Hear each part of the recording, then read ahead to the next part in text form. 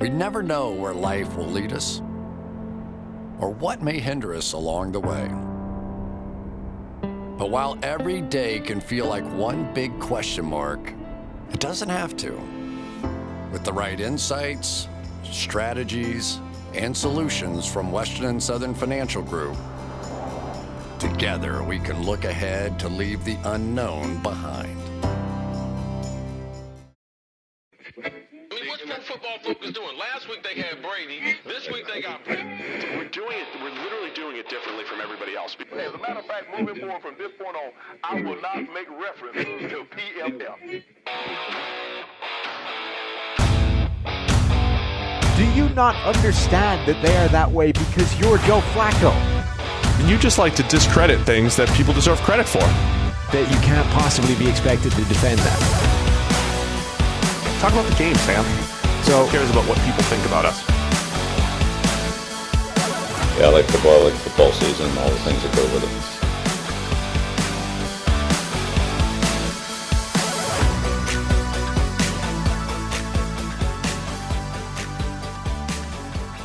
it. Welcome into the PFF NFL podcast. Steve Palazzolo here with Sam Monson. Today we continue our series where we fix your team in at least 5 minutes. A little bit more than 5 minutes. 20 to 40 minutes of fixing your team. Yeah.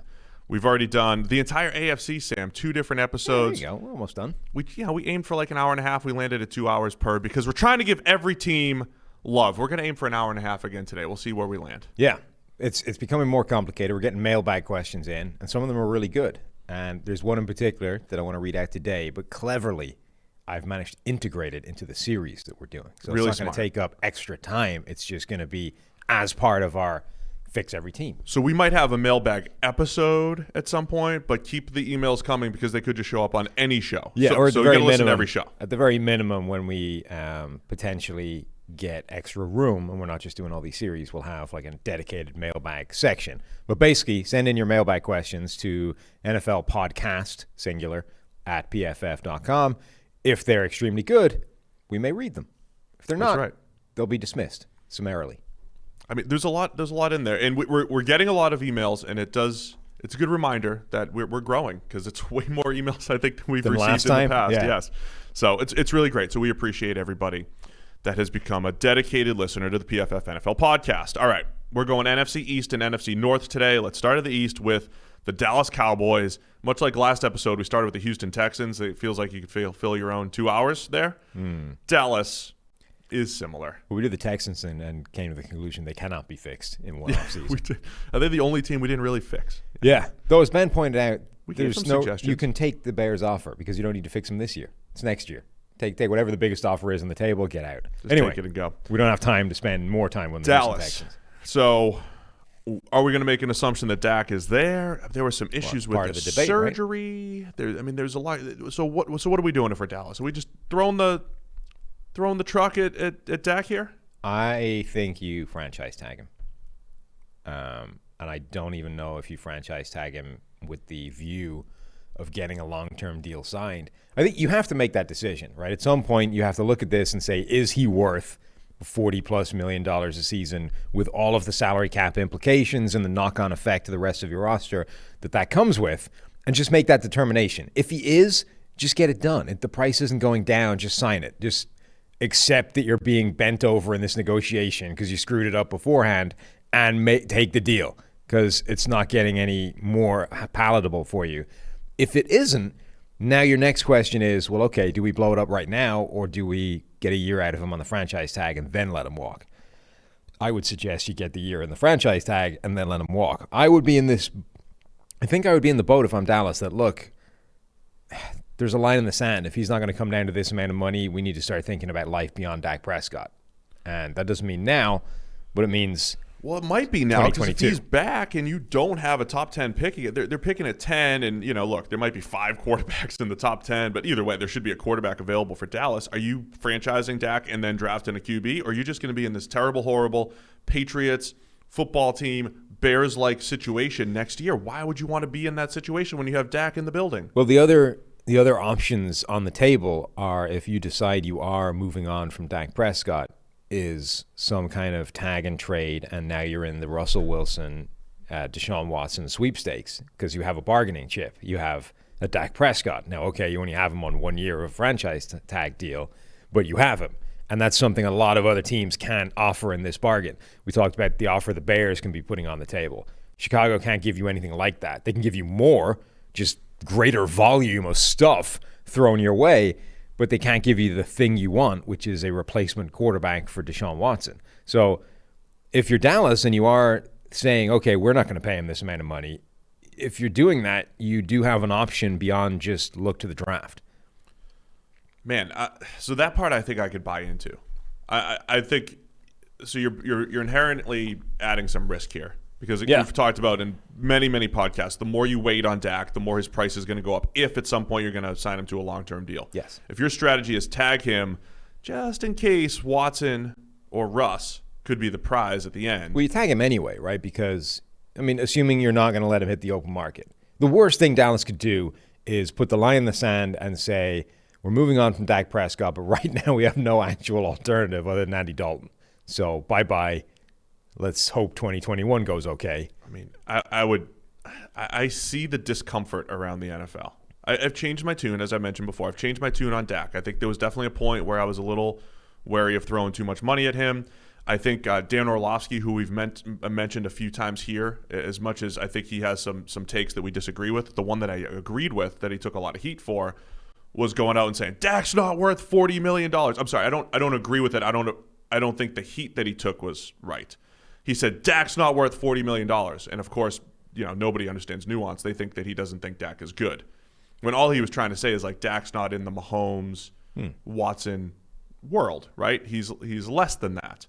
I would say, okay, I would go to about that 40 mark because I think the Josh Allens and Lamar Jacksons, maybe Baker, like those other guys are going to come up to that number. And we're going to reset. The market's going to get reset in a few years from now. Dak's going to look like a pretty good deal. So just do it. So I'd say do it. Yeah, if it didn't have implications everywhere else. I mean, the problem is the cap isn't going up dramatically this year. $40 million this year is a tighter squeeze and is in the future sometime. Look, I mean, yeah, you push it. The more move in the to make it doesn't all have to be this year. The move to make was to just get this deal done like a year and a half ago. And I understand that's kind of what we're criticizing. Like, I know we're not there though. We're here. Yeah, but also that's kind of what we're criticizing the Eagles and the Rams for doing, which is jumping too early and signing the deal you didn't need to. But the flip side of that is if they keep getting better and better and better, at some point, or not even if they keep getting better, like Dak hasn't gotten dramatically better, but if you keep the longer you push that out, the higher the price goes. So what you're doing essentially is trading off more data points for cost. So the earlier you sign that deal, the cheaper it is, but the greater the chance you make it balls of it by the guy going in the tank, which is what happened with Philadelphia and the Rams. They jumped on the deal early, so it's cheaper than Dak is going to sign for, but you maybe went too soon. All right, well, we've talked about Dak quite a bit on this podcast. Let's check out the rest of the roster, okay? So let's assume they franchise tag him or they do lock him up long term. Yes.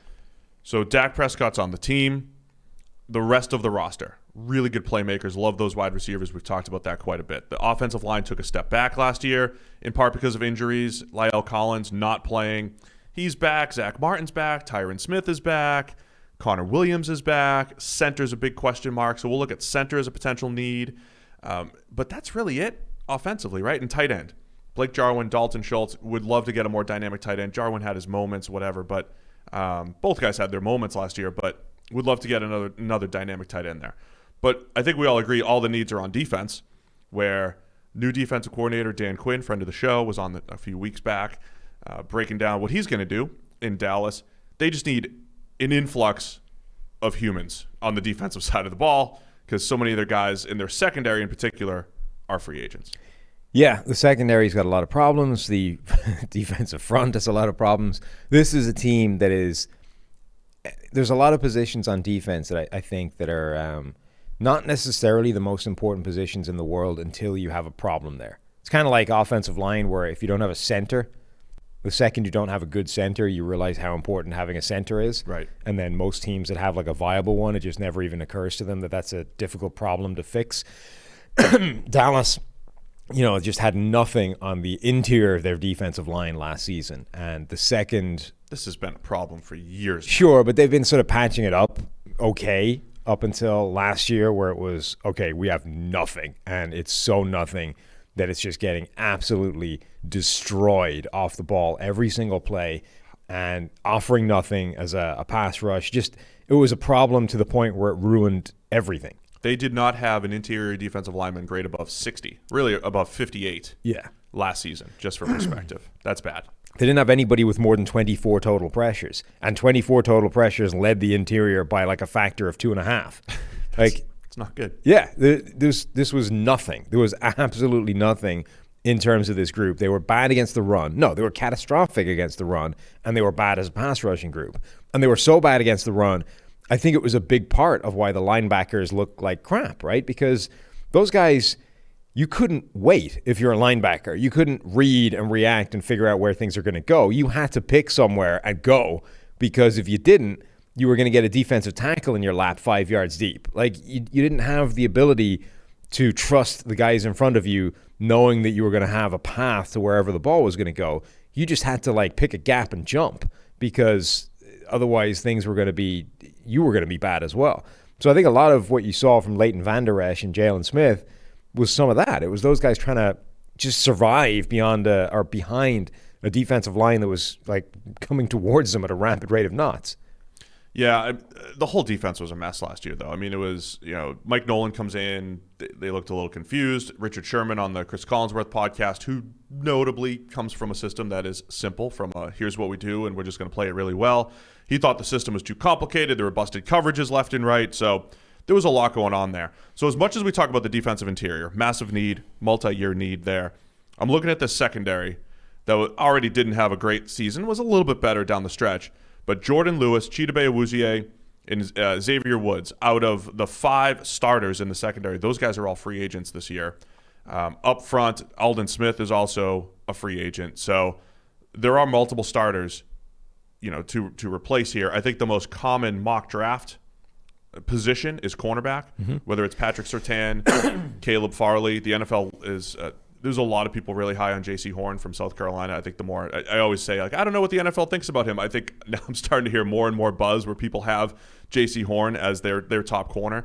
So one of those top 3 will be available there at 10, and I think that's probably the play for Dallas. Start back to front as far as where they're going to rebuild in the secondary. Yeah, a lot of people, one of the most common mock players to team seems to be Caleb Farley to Dallas, and you can see why. Caleb Farley is freakish as an athlete. Like, that guy, the 6'2" corners you keep making me watch because, one of them is going to get drafted high. They're 6'2", they get some size. Yeah, but he's 6'2", blazing fast, ridiculous, stupid fast, right? He might have the best recovery speed, the best closing burst that we've seen since looking at college prospects. Like, I would say, as of now, William Jackson maybe has the best recovery speed we've seen since we've been doing this. Farley's is better, like significantly better than William Jackson's. His speed and burst is nuts to the point where it like fixes a bunch of issues. He's not perfect. He's got some questionable techniques at times, can cause himself some problems, at least half of which he fixes later on by just being faster than the guy who's trying to run by him. It's actually crazy watching him. I love it. Yeah, he is really good. He's our cornerback 1. Despite sitting out, he's got 1 excellent year of production, plus, as you mentioned, the freaky athleticism and everything. So how else will Dallas – I would go corner in the draft because I think one of those guys are going to be available there. You still have to go free agency, though, because, again, there's multiple players to replace. Awuzie, compared to other corners on the board here, he ended up at, 43rd on our free agent board. And it's because when you looked at his grades, they're a lot more consistent than some of the other guys. He doesn't have those peak seasons, but they're going to have to get creative in free agency here. Slot players that are available, Brian Poole would be great in that system, Troy Hill. I just don't know how much money they're going to be able to spend, but there's a lot of slot first type of players that I think would be great. Get one of those outside corners in the draft, and you still probably need at least one more in free agency. Yeah, they have a decent chunk of salary cap space, but you have to sort of carve off a tranche of that for Dak Prescott, whatever you end up doing with him, whether it's a long-term signing, whether it's a franchise tag deal. Like a big chunk of the spending room that you have is immediately disappearing on Dak. But their team, it's an insane group of free agents for safeties. Like maybe Dallas is in play for the safeties, whether it's bringing back their own or whether it's going somewhere else and finding a guy.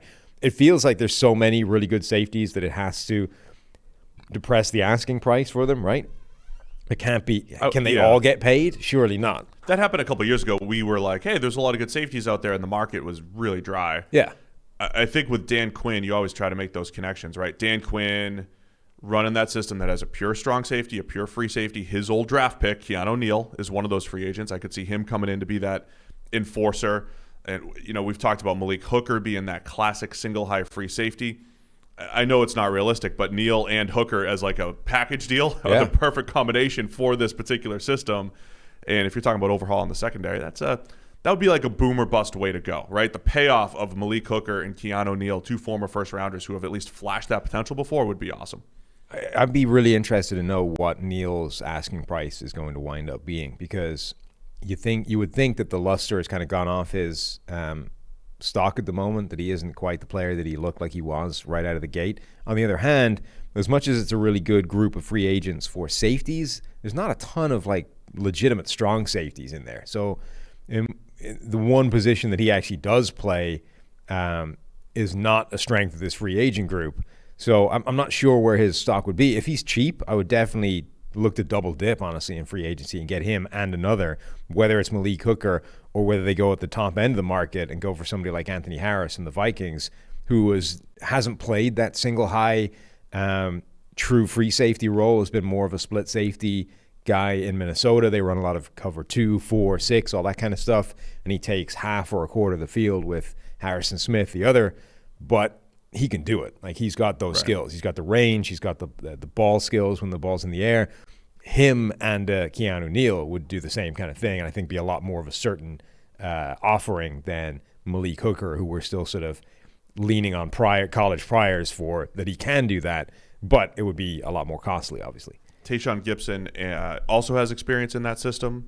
He's had 2 good years out of his last 3. Kind of, again, the nature of the variability of this position year to year. Trey Boston is coming off his worst graded season, but he'd played far more in the box than he had previously. I don't know if I want him as a single high free safety. I still like him as a 2 high free safety, but there are some cheap options to be had there. They're a team, though, that needs an interior defensive lineman that can make an impact, like desperately. So let me ask you this at 10. I like the Farley pick. If he's there at 10 or if Surtain's there at 10, I'm loving it. Build back to front, whatever.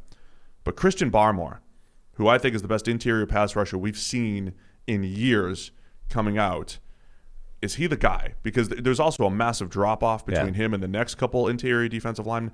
Would you take Barmore at 10 if you're Dallas? If they're sitting at 10 and you have a choice of Barmore versus whoever the top corner on your board is, I think you should take Barmore on the basis that the drop-off is steeper between him and the next guy. So if it's a choice between Barmore and Caleb Farley, but all of the corners are still there, sure, they might go on a run. But generally speaking, in the second round, you are going to be able to get a better cornerback than you are defensive interior guy just based on this draft class. So I would snag Barmore. This is why they're in their situation. Neville Gallimore, they got 3rd round last year, right? And Tristan Hill, they got those guys in the middle rounds, which isn't a bad strategy until those guys don't pan out and you're still sitting there with the same need. So do you just suck it up with the 1st round pick? But the other interesting thing for Dallas is they're so bad on the interior that they don't necessarily need an elite playmaker to come in and be, a dominant force. They just need a guy that doesn't suck. And they don't even need a guy that can rush the passer. Like, they just need a body that isn't going to get blown 5 yards off the line of scrimmage.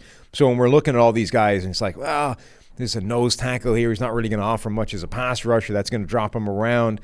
That's not a problem for Dallas, inherently. They could use a guy like that. Now, okay, at some point you're going to need the difference maker who can rush the passer as well. But right now it's like, there's a giant gaping hole in the hull of this boat.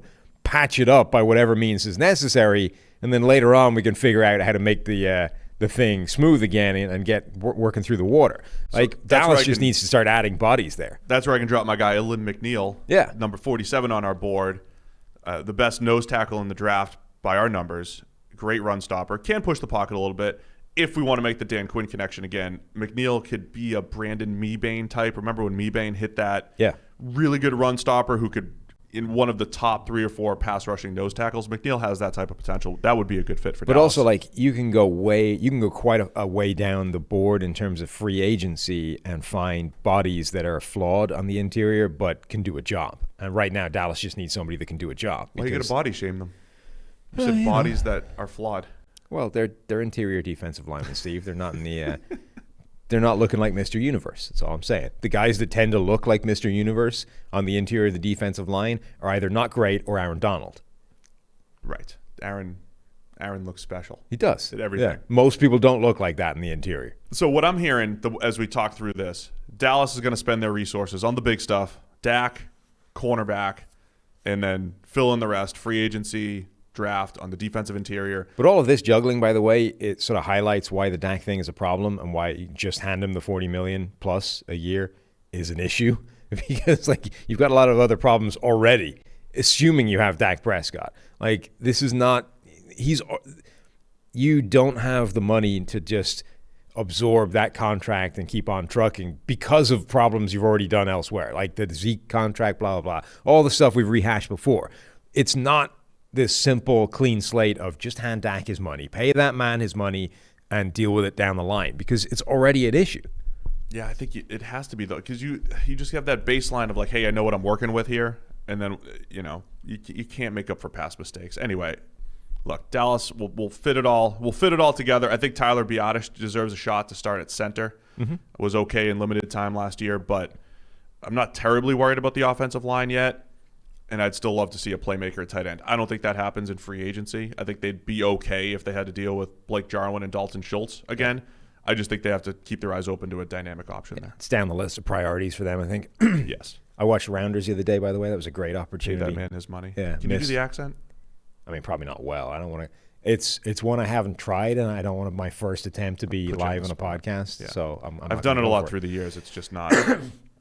You're not good at it? You don't have a good Malkovich Russian? I was probably good at it like 10 years ago. Oh, okay. Pay that man his money line. But I'm not going to do it. Okay. All right, Dallas, fixed. Look at that. Tidy and quick.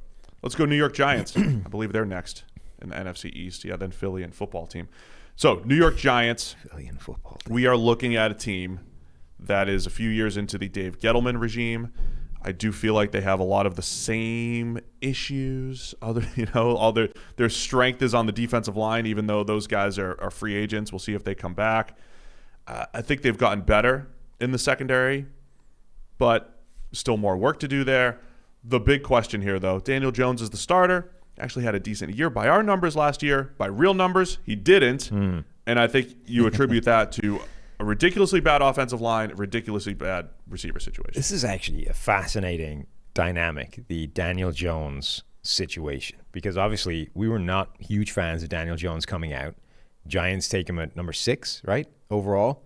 And it's like day one was it preseason or just week one? The Giants Twitter account. It was like mini camp. Yeah, the Giants Twitter account is like giving "told you so" tweets and stuff. And you're like, well, let's maybe let it play out a little bit before we give any true analysis on that. And the longer it goes, the more I think other people are souring on the Daniel Jones thing. And the longer I watch him, the more I'm actually kind of encouraged by what he does, even if his numbers are kind of crappy. I think he actually plays reasonably well, albeit I do think there's a limit to how good he can be. Like the stuff that he's bad at, this Joe Flacco-esque obliviousness in the pocket is not something I think that typically gets fixed. So you're probably going to have to deal with that in perpetuity. And that will be a limit to how good he is. Like if you just blindfolded Patrick Mahomes and told him you have no idea where anything is coming from anymore, Patrick Mahomes isn't going to be Patrick Mahomes anymore. That's effectively what you're dealing with Daniel Jones, is a blindfolded version of Patrick Mahomes who just has no feel for anything that's happening around him. Blindfolded. But the point is, he's capable of doing a lot of good things. And now you're in this situation where you're like, okay, how much help can we give him before we have to say, you know what, we blew that one, let's start over. And particularly because starting over in this sense probably means everybody getting fired. Yeah, it's a tough one because he definitely I was more encouraged in year 2 than I was in year 1. And again, that sounds crazy, right? Because in year 1, Jones had those, 4 touchdown, no interception games. He had some really high-end games. He had those Giants fans are going to tweet at you type of games, right? And you got many games where, including his first start, where they tweeted at you, "You idiots, you had it wrong. Yeah. Daniel is the man." Last year, we did not have one game in which Giants fans tweeted at us, yet his grade just got a little bit better. He cut down on some of those turnover-worthy plays and some of that obliviousness in the pocket. So, but his situation got so much worse. So I think you're right. I mean, look, I haven't come off my initial take that he's Folesian. You want a great number? Yeah. He had a big-time throw rate of 5% last year. That is higher than Justin Herbert, right? Justin Herbert's big-time throw rate resulted in 31 touchdown passes. Daniel Jones's resulted in 11. Now, okay, there's a difference in attempts. It's not as dramatic as you might think, given those numbers. But his numbers do not fairly reflect the number of big plays that he was making with his arm. He actually made a ton of really impressive throws. Now, he made more mistakes than you would like to see as well, but I'm not saying the guy's perfect or anything. Yeah, I mean, and one of those big-time throws would have sealed the game against the Eagles. He puts it on Evan Ingram's hands on a go ball, and it gets dropped, right? I mean, that was kind of the nature of Jones' season. Also, the offensive line just absolutely fell apart. They had one of those offensive lines that I think it was like what we said about the Jets. Like if 2 or 3 things go right, they were like a top 10 offensive line. The first thing that went wrong was Nate Solder opting out, and it's not because he's great, but the trickle-down effect was Andrew Thomas had to, he starts at left tackle as a rookie. He was the worst rookie first-round offensive tackle. Started to get better down the stretch. Everything was bad around Daniel Jones, though, as far as pass blocking goes, and he wasn't really throwing to a whole lot of people. So to get even a fair shake, look, our take on it. If you don't know if he's the guy, you keep looking. So in theory, we would suggest that the Giants keep looking. However, there are so many holes here, you still don't really know what you have in Daniel Jones. I have a good idea, which is if you do get everything around him, I think he could have a nice, successful season, which is mid-tier level quarterback. When he was coming out, I'm pretty sure that we comped him to Jameis Winston and therefore Eli Manning. And therefore... You, after he started playing, you comped him to Jameis Winston. Okay. I early on comped him to Nick Foles. Whatever. Either way, my point was there was a succession line of Eli Manning, Jameis Winston, Daniel Jones for just the same human being, which therefore meant that the Giants went directly from Eli Manning to Eli Manning 3.0 or 2.1 or whatever you want to call it, right? Yeah.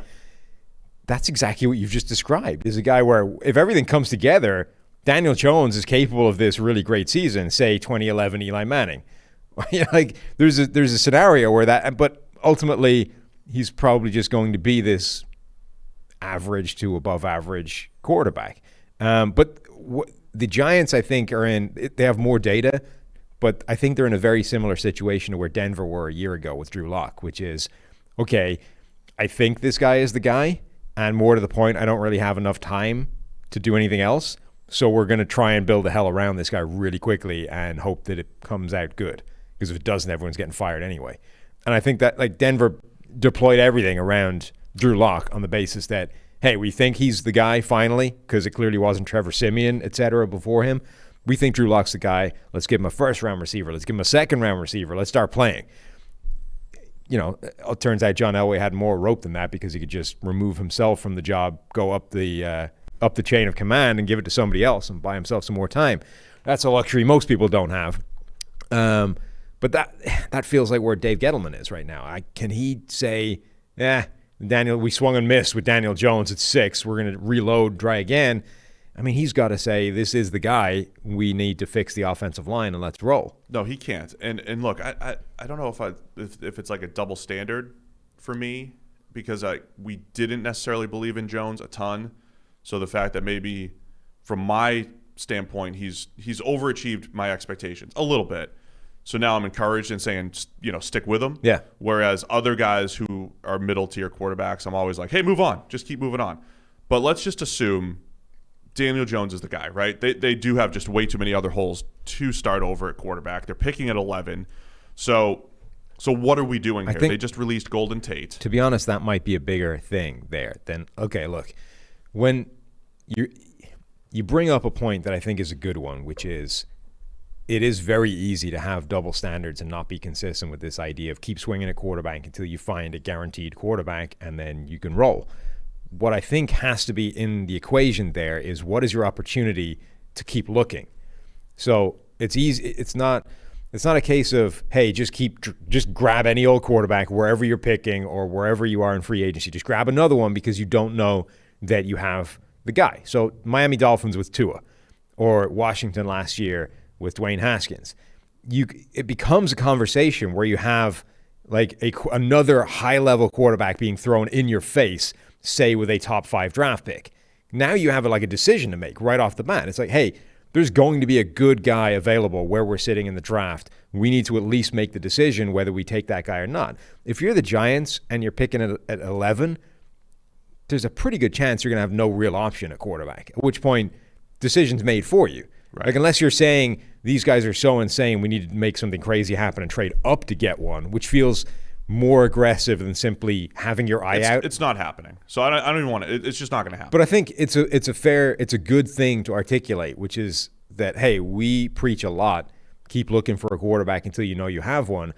It is dependent on having the capacity to do that. And I think there's a difference between keep looking and be psychotically aggressive to find. Right? So the 49ers this year, with Jimmy Garoppolo playing the way he has, and more to the point with his extensive injury history, they would be nuts to not at least have their eye out for quarterbacks, particularly when you consider where they're drafting, right? So at the very minimum, they have to be like doing their due diligence on these quarterbacks and know that if they're sitting there and one of them is available, they have made the decision whether he's a better option than Jimmy G or not. The Giants, they should be in the situation where they've done their due diligence on the quarterbacks in case one of them is there, but they're not like trading up to go grab one. You know, they're not aggressively trying to make that change, at which point their plan A for them should be assuming Daniel Jones is still their starter and let's build around him. If I'm the Giants, I'd be intrigued by that mid-round quarterback in this draft, maybe like Kellen Mond, Davis Mills. Like, those are the types of guys I might take a shot on. The tricky part here is the Giants have 6 draft picks. So when you're talking about a team, I know they were feisty on defense last year. That's the word, right? They were feisty. You're looking at that depth chart, you're like, besides interior defensive line, where's the talent? But it's a bunch of solid players. They came together. They had some really good games, including beating Seattle and all that fun stuff. Feisty defensively, but they still need more talent on the defensive side of the ball and around Daniel Jones, as we said. So doing that with 6 draft picks is difficult. Doing that with mid-level cap space, difficult. Right? So even the luxury of like grabbing a Kellen Mond in round 3, even though Chris Sims has a first-round pick grade on him, grabbing him in round 3 is almost like a luxury for the Giants as well, though I think it would be a good move. So they're sitting there at 11 in plus free agency. Where are we even starting here? You know us with playmakers and corners. That has to be a big priority for the Giants in both areas this year. Go subscribe to the PFF NFL Daily to hear our take on another Chris Sims-ism. He's got Zach Wilson above Trevor Lawrence in his quarterback rankings, and we asked the question whether that's crazy or not in the PFF NFL Daily. Yeah, and we were very fair to Chris. Yeah.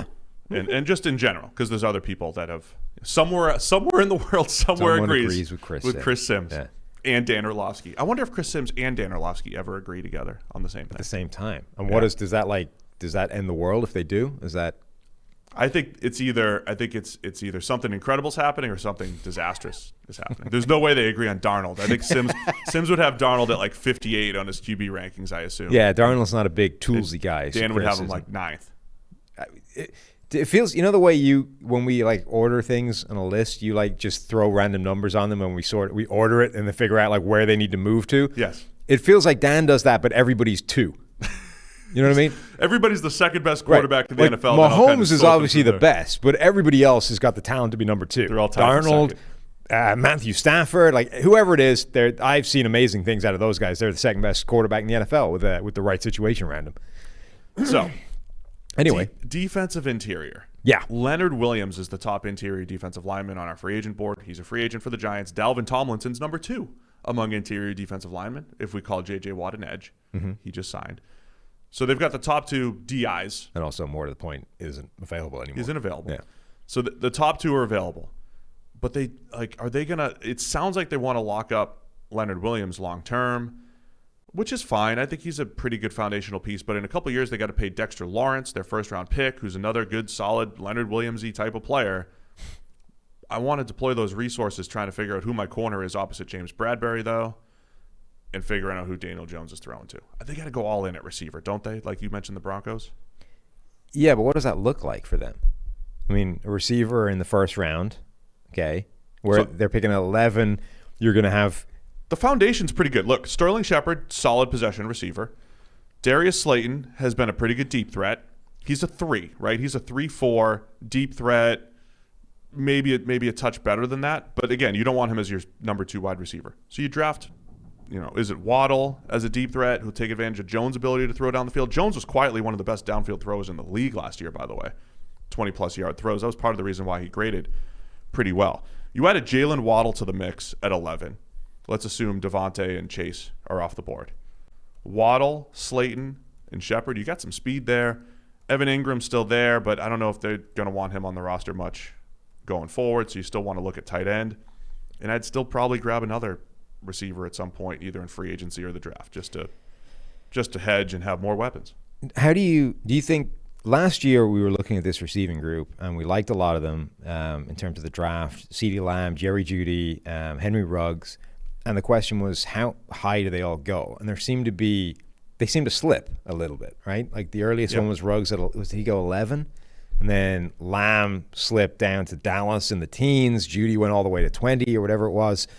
Do you see a similar, I don't want to say slide because who the hell knows if they were ever as high as people thought they were, but do you think that the receivers in this group, given that they have fairly similar analogs to last year, end up going in roughly the same areas? Yeah, because I think what ultimately happens, we talk a lot about value over here and how receivers are really valuable, but it comes down to scarcity, which is really how difficult is it to get the next best receiver versus the next best tackle, right? And the reason why the NFL was always like, first round, you get your QBs, you get your left tackles, you get your edges, was because historically the hit rates are higher. Not on quarterbacks necessarily, but on tackles and edges, right?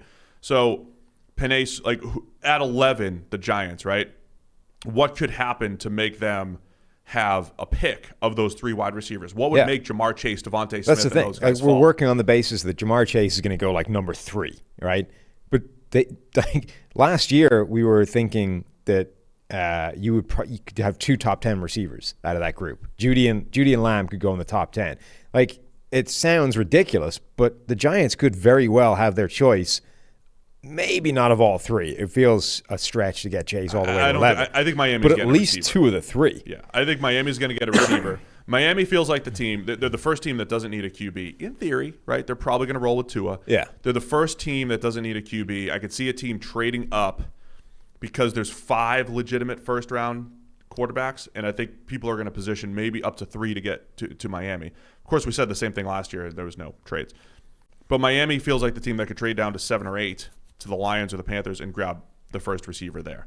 But I could easily see the Giants having their pick of the second wide receiver off the board. And I think that's the play for them. Is it not? Yeah. I mean, as I say, I don't think that all of them will last to 11. But my I would point also is, be tempted by the other corner, right? James Bradbury had a really good solid season last year. Opposite him, you've got Julian Love, you got Sam Beal, you have a whole bunch of darts, Darnay Holmes, whole bunch of darts being thrown there. If they got the other of Caleb Farley or Patrick Surtain or J.C. Horn, I would love that too. I think either way, I think that's the Giants' play there. That would maximize their value. Yeah, I think the big thing that they need to do is repair that offensive line, though, because particularly when we just talked about the weakness that Daniel Jones has, the obliviousness in the pocket.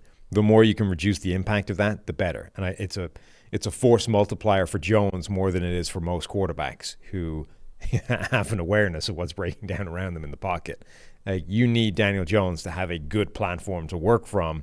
So let's try and fix that offensive line. You have to assume that Andrew Thomas will get better year 2.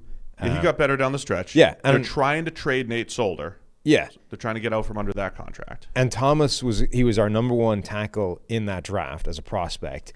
They reworked his mechanics from a pass set point of view. So there was a reason that he struggled right out of the gate. It wasn't just, oh, wow, everybody screwed that eval up. Like, they worked on his technique to the point where, okay, now you're trying to adjust to the NFL level and learn a new technique at the same time. Of course, you're going to have some problems.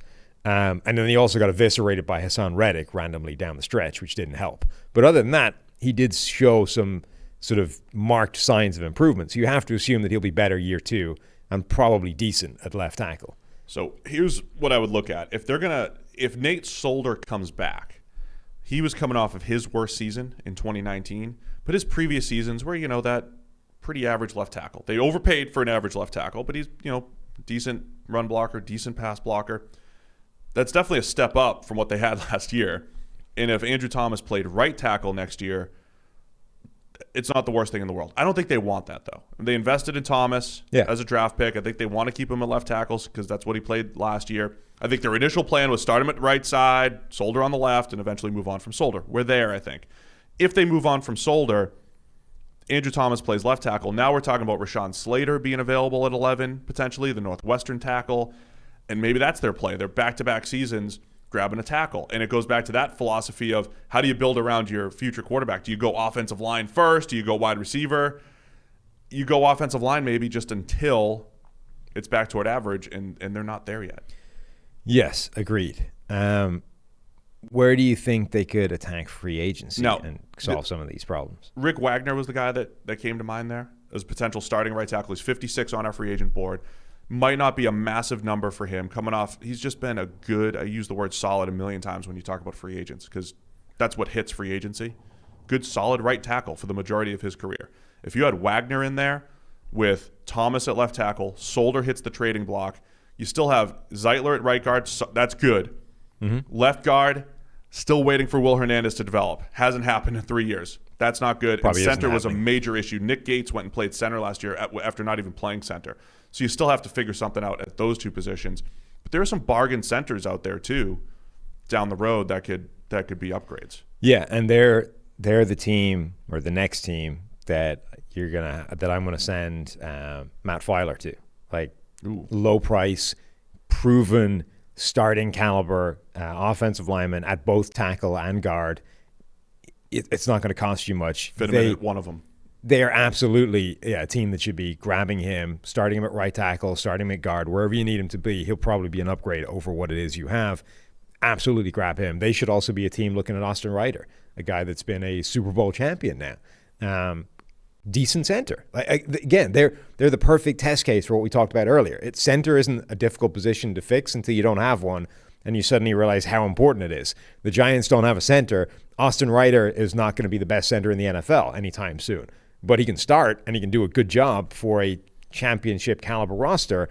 They should absolutely be grabbing him versus someone like Corey Linsley, who was the best center in the NFL last year, but is probably going to get paid like right. Yeah, they probably Ryder won't be. But so if you plugged in a guy like Ryder, you plugged in a guy like Filer, those are two low price but reasonably safe additions, I would say.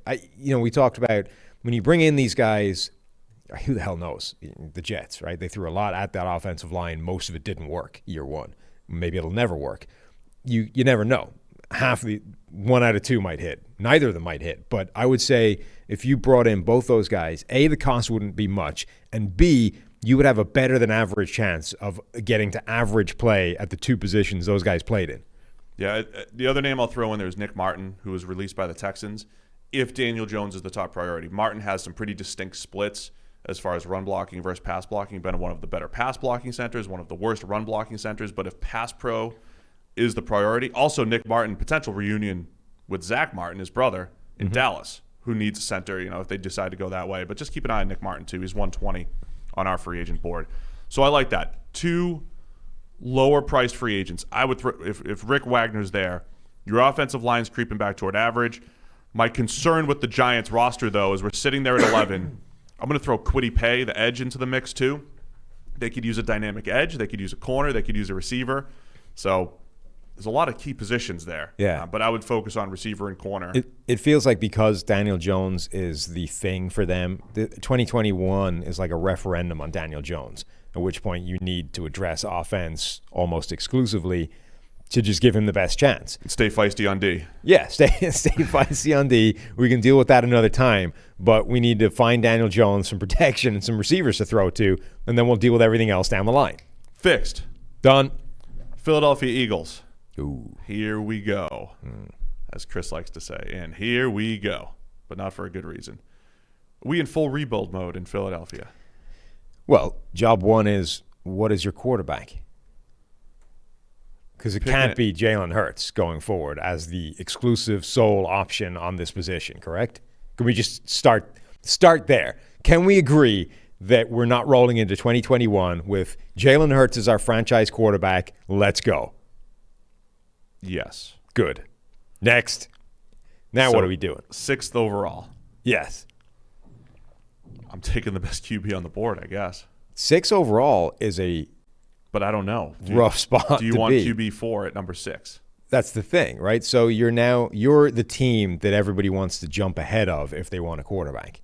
So if you're Carolina, you have to jump above Philadelphia knowing that the Eagles are probably taking a quarterback. Yeah. They're in that spot where, so now you're in an even tougher spot where you're thinking, well, do we sit at 6 and have to take potentially the 4th best quarterback on the board, or do we have to trade up to do it?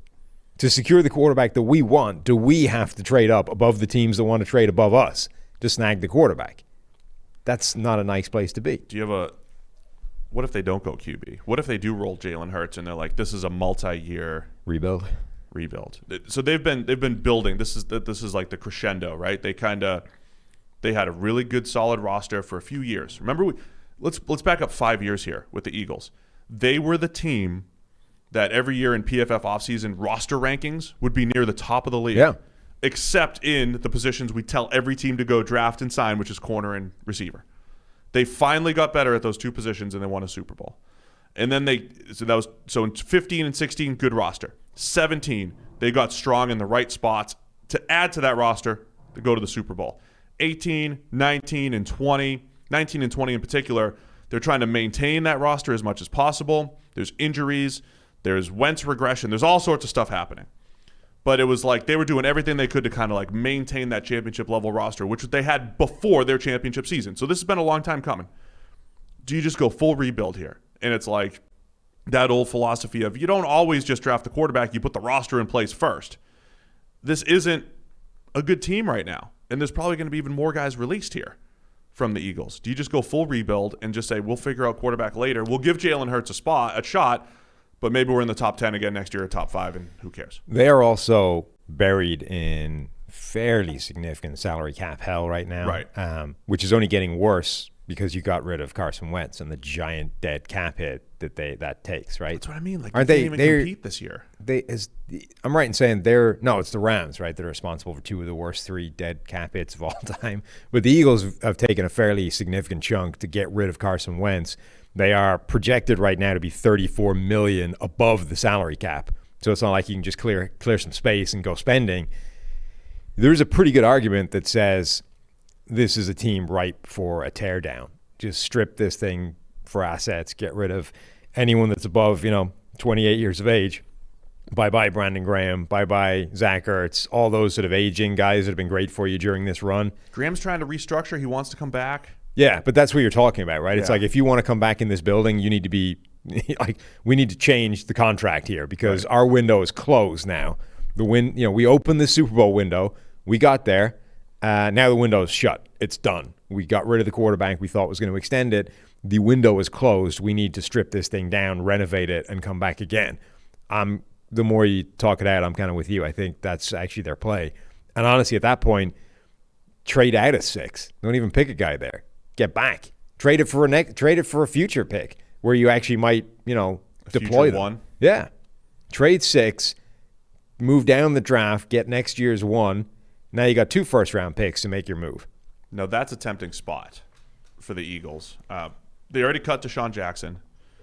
Alshon Jeffrey, all but assured to be cut, right? That wasn't official yet. Malik Jackson, defensive interior player, will probably get cut. Derek Barnett's another potential one that saves $10 million this year. Marquise Goodwin, who they brought in, he opted out last year.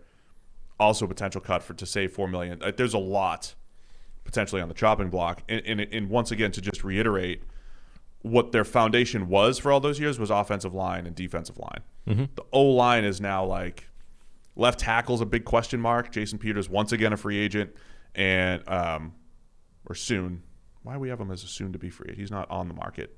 They signed him for 2 years. So I'm looking at the wrong sheet here. Jason Peters is getting old. Yes, very old. And he had to fill in at tackle after all the injuries last year. Jordan Mailata is a free agent who is that intriguing, former rugby player, starter. Brandon Brooks coming off of injury from last year, so we don't know what we're going to get from him. They just restructured Jason Kelsey. So it's a little old and mishmashed on the offensive line after that had been one of their best units for a while. They're ready to trade Zach Ertz and replace him fully with Dallas Goedert. So it's just overhaul everything. So I think the idea of trading down as much as possible sounds great. The amount that they are over the cap right now, by the way, is almost the exact number that they are counting in dead cap hit for Carson Wentz. They're $34.1 million projected over the cap. That's third worst as of this second right now. And Carson Wentz accounts for $33.8 million of that, whilst not being on the roster. Yeah, I'm in full rebuild mode here, man. Okay, so what does other than cutting everybody we just talked about, what does a full rebuild entail for them? I think I don't know that you invest in quarterback in the first round.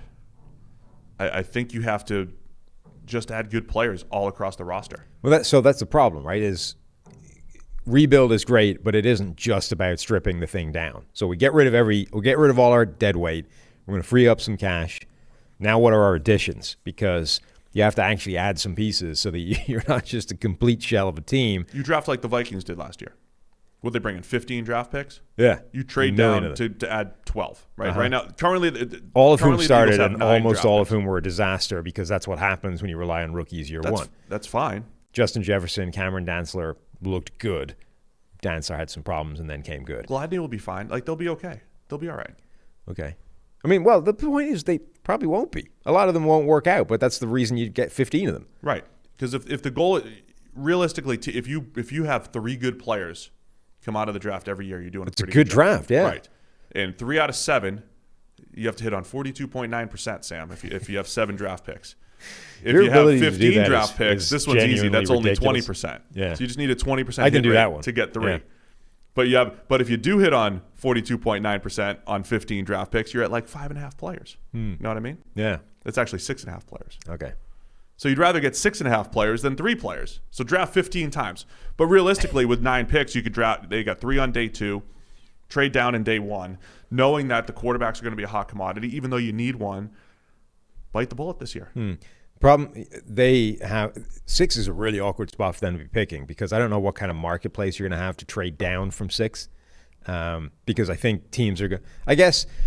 So these are the things we need to talk to, like a GM, a guy that's on the phones in the war room on draft day, and find out how this kind of stuff works. Because, so in theory, Carolina is looking at the draft board and they're like, we got to get above Philadelphia because they're picking a quarterback. But if you're Philadelphia, do you just get on the phone with Carolina and you're like, hey, we don't want a quarterback. If you're interested, our pick's for sale. What do you want to do to make this happen? Is that how this works, or is it like a Cold War scenario where you just have to somehow let it be known that your pick would be available if they so offered, but you can't tell them you don't want a quarterback? It's good. Look, last year at this time, we thought that people were going to be maneuvering for Tua and or Herbert or whatever they want. We didn't think Herbert, but whatever they wanted at quarterback. And Miami just sat at 5 and picked Tua. Chargers sat at 6 and got Herbert. And there was no movement. So there is that possibility. So if the Eagles do have to just pick at 6, I think it's the same thing we're talking about with every other team. One of those corners is really intriguing, and one of those wide receivers is really intriguing. Also, if they have to pick at 6, I mean, there's a chance that the quarterback they want falls, and they just grab him, right? Who would that be? I would like Justin Fields for them. Does it feel we're in silly season, draft season, bullshit season, smokescreen season, whatever it is? Does it feel like Justin Fields' stock is slipping and actually the league is less keen on him than other people? It does. I think it's in part. So Trevor Lawrence has just been sitting there at number 1 overall. And will be. If Lawrence wasn't a part of this draft. Yes. It would be chaos. You'd have Zach Wilson maneuver. There'd be like this buzz. Like, you'd have Wilson going through the roof. Yeah. You'd have Fields going down. You'd have Trey Lance with this like X factor of who the hell knows what he is. And Mac Jones coming out of nowhere from on the rails to try and pip everybody down the final furlong. There's more and more Mac Jones won't get lower than X yes. buzz. X being a single digit right. number. high. Carolina, 8. You know what it feels? Remember when Blake Bortles got drafted 3rd by the Jaguars? Yes. And Daniel Jeremiah was talking about it. He goes, man, I've got friends in the Jags front office, and they were, Caldwell, David Caldwell. He's like, they didn't tell anybody. Caldwell, it was like 2 people knew, right, the entire time. Nobody knew Blake Bortles was going that high. And they just assumed he was like a mid-first-round pick or whatever, late first-round pick. That feels like what Mac Jones is just going to go 3rd. Somebody's going to trade up, get him at 3rd, over Fields, over Trey Lance, and it's going to be like, whoa. Didn't expect that. And I mean, we still have 2 more months to hype that up. But like if Mac Jones was the 3rd QB off the board after Zach Wilson, I wouldn't be that surprised anymore. Wow. I mean, same, because I'm hearing weird things, but that would be insane when you think about it. I would like Fields. But that opens up the very real possibility that Justin Fields is sitting there at 6 when the Eagles pick, at which point, I mean, you almost have to do that, right? I would take Fields at 6. I'd be all in on Fields at 6. Yeah. Ready, Eagles fans? Watching his tape in college did remind me a little bit of Carson Wentz. Oh, okay. I got a whole lot of Carson Wentz vibes watching Justin Fields. In that, arm talent is there, velocity's there. He's a better athlete than Wentz. He can do a lot with the run game. It was just the processing speed at times and just the game looking slow and getting stuck at the top of the pocket. He is such a weird evaluation because some of the things he does are amazing. Also, that college football playoff semifinal game has to do a lot for his stock in terms of like helpful. He was genuinely fantastic in that game. So there's a lot of talk right now about, he's really slow to process, get through his reads. And that feels like the kind of thing that people just say about quarterbacks when they don't like them. I don't know that that's a real thing that people are actually evaluating as much as just, hey, I've decided I'm not in love with this quarterback, so let's find plays where he's slow to process and say that's his problem. Because I think you can genuinely find that about every quarterback in college because most of the offenses just don't ask them to do that much. So, right. Of course he's going to look slow to process because genuinely the offense is essentially, here's your pre-snap look.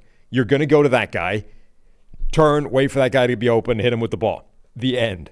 Occasionally, they're going to take that guy away from you. And when they do, now you've got to find someone else, and it's going to take a little bit of time, right? It's a Justin Fields problem. I think you'll find it's a problem for basically any quarterback in college if you're looking for it. But I don't know how much of that is a him problem versus an Ohio State offense problem because so much of it was a little bit like Josh Allen's offense, where in college it looked like the whole thing was set up to just make his arm look good. Like you're going to hit the far side, the open side of the field on a hitch, right? And because you're the only guy in this conference that can make that throw, you're going to look like Superman every play. Fields, it's just, well, here's your pre-snap look. That guy's going to be open. Just give him time and then hit him. The end. But what you're saying doesn't necessarily change the evaluation. All it does is change the way you say it. So instead of saying he's not good at this, which is the way people phrase it, it's he hasn't been asked to do this. Yeah, which so is it's fine. a question, not a declaration, which I think is fair. But it's inherently the same risk. Because you still haven't seen him do it, whether he can do it or whether he's been asked to do it. You're inheriting the same risk. I think it's a different risk knowing that a guy struggles at something versus not knowing he doesn't. I think that's a different risk because that was the Mahomes risk, right? Which is I don't have any idea if this guy can actually play within the pocket on 80% of his snaps and function in an NFL offense. We hadn't seen that he couldn't. It wasn't a definitive declaration that he absolutely no way he can do this. Like the guy's crazy, will not, whatever. That would be an issue. But not knowing he couldn't is just a risk. And that, I think, is why where he went was about the right place. It's like what he's doing in college is incredible. But I don't know if that functions at the NFL level. And because I don't know that, I can't take him at like 2 or 1. I just can't. It's too big a risk. So Fields, I think it's a similar question, or a similar issue, but in a different, the question is different. We don't know that he struggles going deeper into his progressions and working through his reads quickly. But we also don't know that he definitely can't. And that, I think, is an issue. What is interesting is Renner on the 2 for 1 podcast has pulled out this stat that Ben Stockwell relayed to me that his average time to throw against the blitz is longer than it is against no blitz. Yeah. And that's basically the only quarterback in the world for whom that's true. Everybody else, you get rid of the ball quicker because the pass rush is coming at you and there's nothing you can do about it. So is that the scheme? Well, is that the scheme, or is that an actual indication of this struggle to process things? And that, you talked about him getting stuck at the top of the pocket sometimes.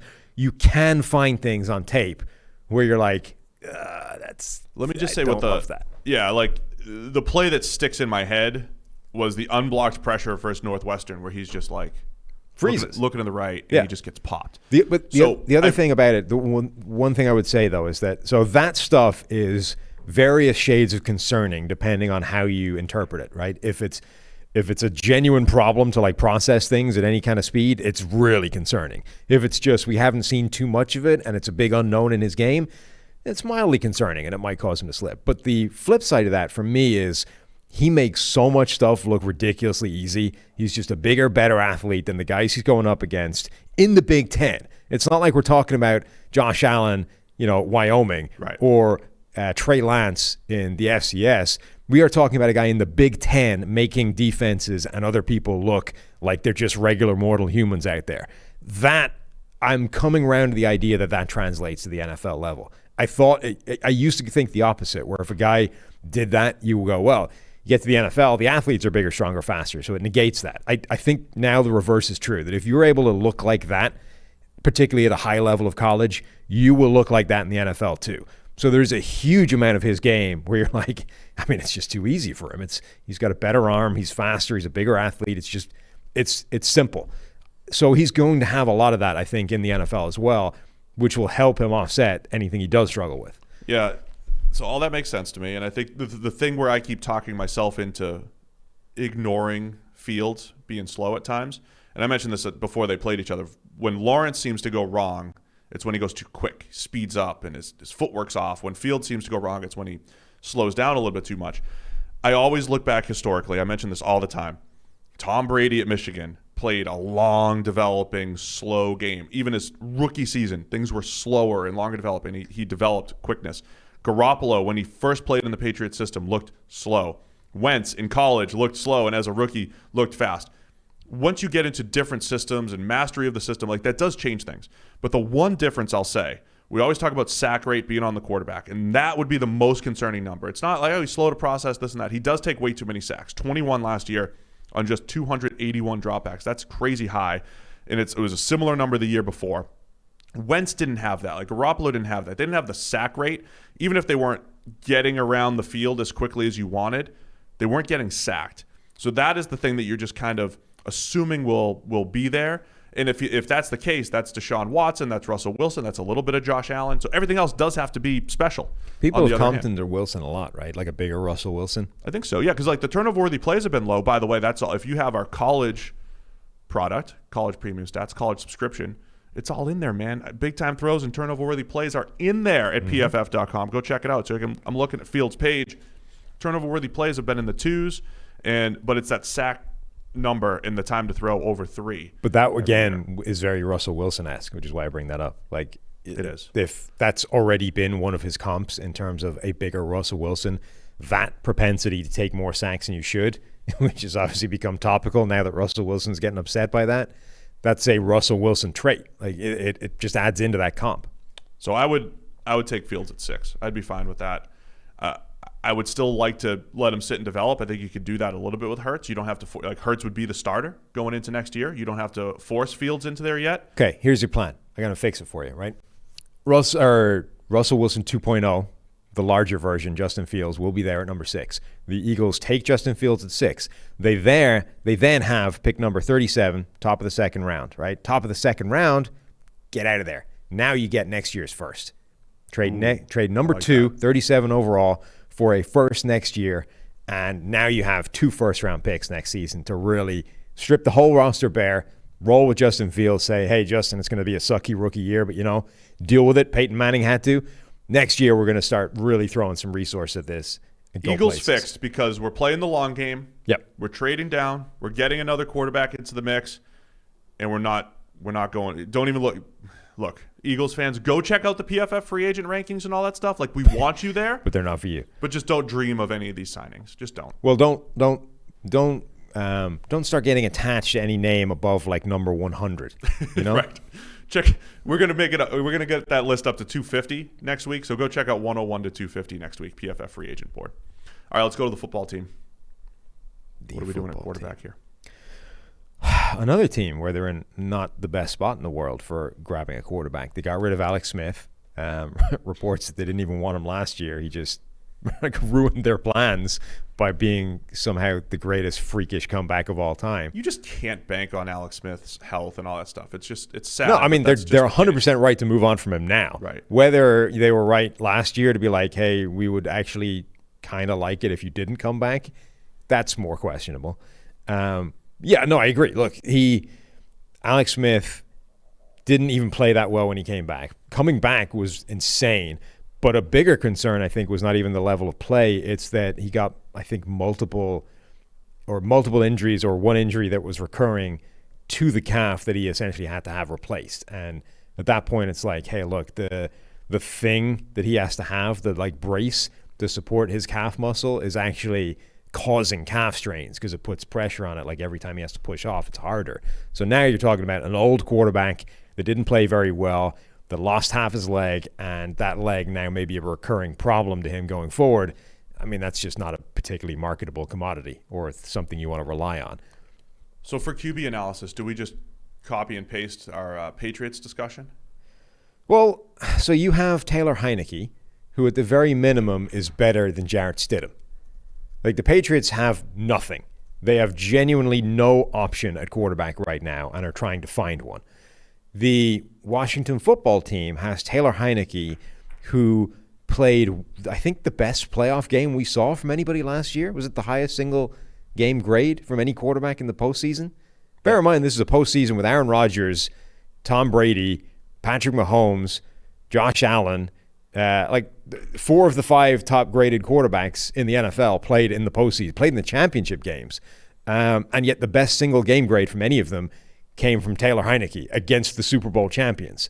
But you're talking about like 70 snaps. Right. So it's not a lot to go on. But it is more than Jarrett Stidham. So I don't think if you're Washington, you can roll into the season thinking that Taylor Heineke is your answer. But he isn't a bad insurance policy / backup now. There's rumors that Ryan Fitzpatrick is ready to retire. It's just sad. It really is. But he's number 2 on our QB free agent board. Dak is technically a free agent, so he's number 1. Yes. So if Dak resigns, whatever, Ryan Fitzpatrick becomes the top free agent quarterback on our board. How tempted are you as the football team, the defending NFC East champions, with a pretty good defense coming together, to grab Fitzpatrick, and then this whole he's the bridge quarterback for the to what, though? 9th year in a row. But what's the alternative? But you need a bridge has to go somewhere. Win? At the moment, Ryan Fitzpatrick is a bridge out into the middle of nothing. He's just a bridge out into the middle of the Grand Canyon. The alternative is you have no bridge into nothing. There has to be a quarterback starting for the football team. But the alternative is, so either you build a bridge halfway into the middle of the Grand Canyon, and when you step off the end of it, you just plummet 3,000 feet to your death, or you stay on your side of the Grand Canyon and don't attempt to cross the giant hole in the ground. Like, Washington currently is on their side of the Grand Canyon. How would you do that? What do you mean? Well, right now, you just How does he preclude you from doing that, from finding another option? That's just the first step. My question is, are you tempted to go back-to-back in the NFC East, which is not good, as we've been laying out here for the last hour? With no quarterback. Which is not good. Fitz is playing the best football of his career over the last 3 years. You go nuts with finding Terry McLaurin some friends. For the QB to throw to. All the while, yes, you're evaluating Tyler Heineke, and maybe he ends up being the guy, and he's straight up competing with Fitzpatrick. But he becomes your bridge but you don't, like, it's not keeping you from drafting anybody or doing anything else. I will say there are we've talked before about this idea of rolling year to year with a old veteran quarterback that can give you vaguely half decent play. And I think the only reason we advocate that at times is because you do get a situation every now and again where a team is actually quite good and therefore has no real shot at acquiring a quarterback in the draft, and not that much chance of acquiring a good quarterback in free agency or trade because they're just hard to come by. Like, Washington is a good enough team right now that they should be one of the most active teams on the phone to Houston to Seattle, to Dallas. No, Dallas, okay, in the division, so that's not happening. But to Houston and to Seattle to try and pry Wilson or Deshaun Watson away from their teams, because you add that to Washington and suddenly you're a contender. If you can't achieve that, I would say you're probably better adding a Ryan Fitzpatrick and rolling with Fitzpatrick and Heineke, and then next year, whatever that next year, it's maybe a Marcus Mariota if he stays this year with the Raiders, and just year to year until you get in a position where you actually have a shot at something better. Then you are saying, oh man, we need to do something. Let's trade for a Marcus Mariota. Or I could buy that. Like, Fitzpatrick will give you viable play. Yep. Maybe not every game, which is the risk with Ryan Fitzpatrick, is sometimes it won't be viable, and that's you just have to. But Taylor Heineke, when Ryan Fitzpatrick goes and craps himself in one of those random games in like November, out you go, Taylor. Let's see if you can back up that postseason performance. Heineke could be the guy. We don't know. But, like, look, I'm saying, isn't it tempting? Because last year at this time, it looked like the football team and the Giants. It might be their best bet. But I'm saying, because with Ron Rivera there too, he's probably the best coach in the division. Already kind of showed that in year one. They don't have the best talent in the division. Obviously, there had to be some other injuries with the two top teams, Dallas and Philadelphia. But a year ago at this time, it's like full rebuild mode in Washington. And they're still kind of there. But Rivera gives them a shot every year. And they're moving in the right direction. You got that really good defensive line. Once again, from a secondary standpoint, Ronald Darby's a free agent. You got to either bring him back or figure out how to replace him. But they're a few pieces away from just still kind of being, right in the top of the mix of the NFC East. Fitzpatrick gives them a chance to make the playoffs. I know that's not appealing for the long term, but I think that might be the play for the football team. Yeah, there was the closest team I can think of that did this, whether by design or by accident, and was actually halfway decent when doing it, is the Minnesota Vikings in the 1990s. In the 1990s, the Minnesota Vikings started 1, 2, 3, 4, 5, 6, 7, 8, 9, 10 quarterbacks if you count Dante Culpepper in 2000, who was the guy that finally broke the streak. So they finally lost enough games to be picking at, 11 when they got Culpepper? And then Culpepper was the guy until he got injured. But like basically a full slate of quarterbacks for that entire decade. And they were all like old veterans. So, Wade Wilson, Tommy Kraber, Rich Gannon, Sean Salisbury, Jim McMahon, Warren Moon, Brad Johnson. He wasn't that old at that point. Randall Cunningham was a complete retread out of retirement at that point.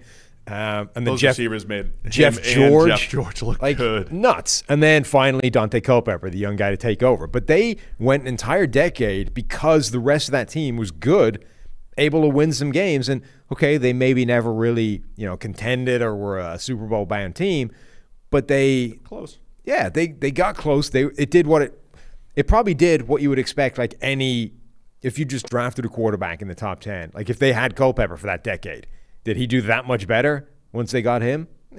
Not really. Yeah. So they've got the fourth most cap space, so they've got some room to play around with. I think from where to allocate resources, I do think they need to figure out left tackle. Right guard, Brandon Scherf's a free agent. I don't know if you want to pay him to come back.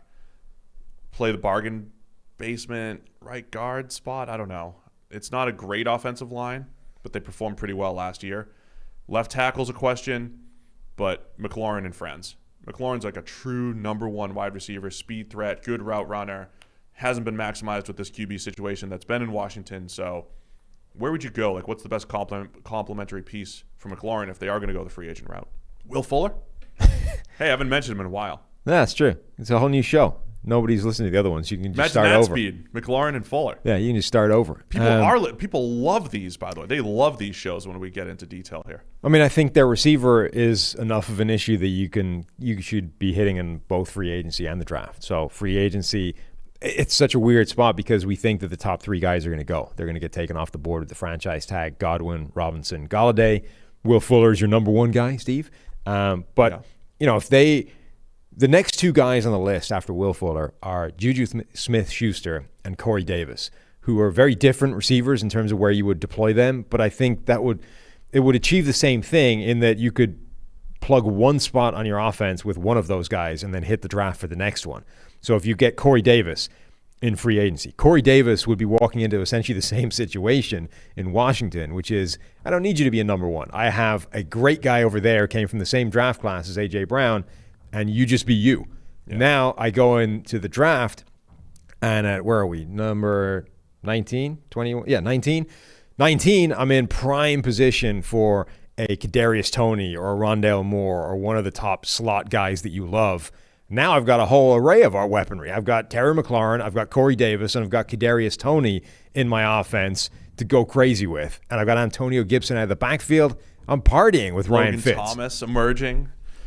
Our projected numbers for Corey Davis and Juju being at 4 years, 16 to 17 million per.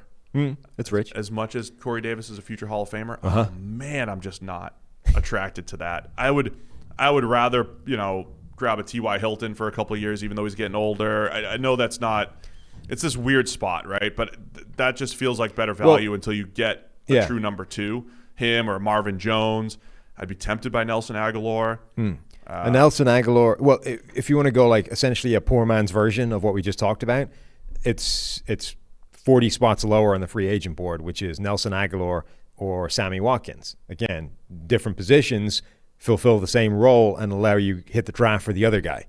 So whether it's, they're in a position where if you hit the slot guy in free agency, you can grab a, Rashad Bateman maybe at 19. I don't know how high he's going to go, but it's a right. Bateman we've put to a few different teams in the first round around that spot. Yeah, it's the right kind of area. Maybe he doesn't last to you, but I think it's a realistic target. And there'll be other options there as well. Or you hit the Sammy Watkins deal and you go for the slot again. So I think that's the way to do it, is find one of your two receivers that you need in free agency and find the other in the draft. Ronald Darby the reason why we tell everybody to sign Ronald Darby in free agency is because what he did last year with the football team. 70 grade, just good, solid play, helped turn that secondary into one of the better ones in the NFL. They got to figure out how to replace him because he was really good, and that's, the same type of player that they'd be looking for. I don't know if it's Darby, but that type of, high upside, low risk type of players. 76 overall grade for Darby last year. That's really good. It is. It's pretty good. For 1 year of free agency. So they got to have to do that from a cornerback standpoint. Yep. That's all I have. How do we feel about Washington? D-line still solid? I like the idea of fixing them by Fitzmagic. Give the man one last go-around at the fair. He's feeling sad. He's unloved. The market for him hasn't been strong. That's wrong. That's not the way Fitzmagic should go out of this league. It's a better league with him in there. Washington should sign him. Fitzmagic drags him to the playoffs, beats somebody, because obviously Fitzmagic has to win a playoff game, and then rides off into the sunset. Washington fixed. Done. NFC North. Chicago Bears, man. North, right? Yeah. They are, yeah. So we got Bears, Packers. You're doing it by Bears, Lions, Packers, and then Vikings. Yeah. To go. How are we fixing the Bears? Man, it's like the same situation, QB. God. Well, okay. Let's give them the Deshaun Watson deal. We just said we would never take that if we're the Houston Texans. Yeah, but I've since been convinced otherwise. Now that we've decided you can't fix the Texans in a year, I think it makes sense to take the deal. Because even if Chicago's first-round picks are all going to be low, or at least for the foreseeable, if you get enough of them, it doesn't matter. Because you can parlay it into something better. And your pick is going to suck once you get one. You don't have one this year because you already traded it away. But next year's pick, you're still going to suck. So that one will be really high, and you'll have a Chicago first, and you'll have whatever else they threw at you. So just get the largest offer on the table from them and take it. Do you look at the Bears and Matt Nagy and say, in 3 years, they've made the playoffs twice, including a really good 2018 season, and they've done all this despite having Trubisky playing low 60s PFF football, low 60s grade, that you should view Nagy through this lens of like... I mean, there is an amazing what-if story that if they just picked if they just didn't pick the one bad quarterback out of the three that they had a shot at the top of that draft, what would Chicago look like? I mean, they might have had Philadelphia's window. The Super Bowl team. It's the same coaching tree. It's the same offense.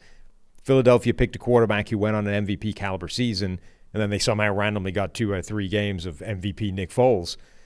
Chicago just didn't. They just never had the quarterback, and it made everything else worse. It's devolved the offense. It's just been a train wreck. If they had picked Deshaun Watson, or if they had fallen in love with Patrick Mahomes, I mean, wow, it's a hell of a what if. So we got to give him. We're just going to give him Watson for this episode. I mean, I would give him Watson. What do you want to do with quarterback? I mean, you're the guy who's been talking about the big splash all offseason. They can't do anything else. That takes up all of their offseason. They're bottom 7 in cap space. All right. They're probably going to try to you keep Allen Robinson in, right? Hey, we got Deshaun Watson. Allen, stay in Chicago. Or you franchise tag Allen Robinson, trade him, get some of your collateral back, use that as to get cheaper at receiver, first round receiver. That's the right play, man. Because beyond Allen Robinson, Darnell Mooney. But are you going to get a long-term deal done with Allen Robinson? You want to keep him around for the 1 year? You think this, like Deshaun Watson coming in, this is your window? You get him long-term. You think you're getting him long-term? Yeah. With what money? With him and Watson together, they'll figure it out. Watson's coming in and taking away all your money. I feel like they'd have to give up Khalil Mack in this trade, probably, to perhaps free up money in future years as well. So I think that might be part of this whole deal. I don't know how good the rest of the Bears roster is right now. They made the playoffs with Mitchell Trubisky and Nick but Foles. The bottom end of the NFC playoff picture was poor. The bottom end was poor. Yeah. They snuck in. Okay. I wouldn't look at this playoff team. The playoff team is a quarterback away. I'm not seeing that on this roster. I think this is a pretty good team. Remember, their offensive line fell apart in a similar way to Dallas's for a period. Like, this is a better team roster-wise than they were. Good, solid players hitting free agency, including, you mentioned Tayshaun Gibson at safety, Allen Robinson at wide receiver, Mitchell Trubisky, free agent. What if they don't get Watson? Then they are in trouble. They have Foles. They're picking in, the 20s? Yeah. They are picking number 20. Just a rough situation here. I mean, they're boned if they don't get Deshaun Watson. Like, what is your answer? If they don't get Deshaun Watson, they have to throw all of the offer that they were throwing in that direction at Russell Wilson. Because you've been talking all offseason about the Bears want to make this big splash at quarterback. They didn't get Carson Wentz, if they were even in that. They were exploring. Apparently, yeah. So they have the biggest offer on the table for Deshaun Watson, which the Texans don't want to take, reasonably so. And then you have the only other quarterback out there as a potential upgrade is Russell Wilson. If you end up with none of those three, you're screwed. They might explore Derek Carr, but he couldn't. No. That was your big splash, yeah, Derek Carr. That was the thing that I thought they might think is a splash. Right. But the Raiders it's a bigger splash than they've had.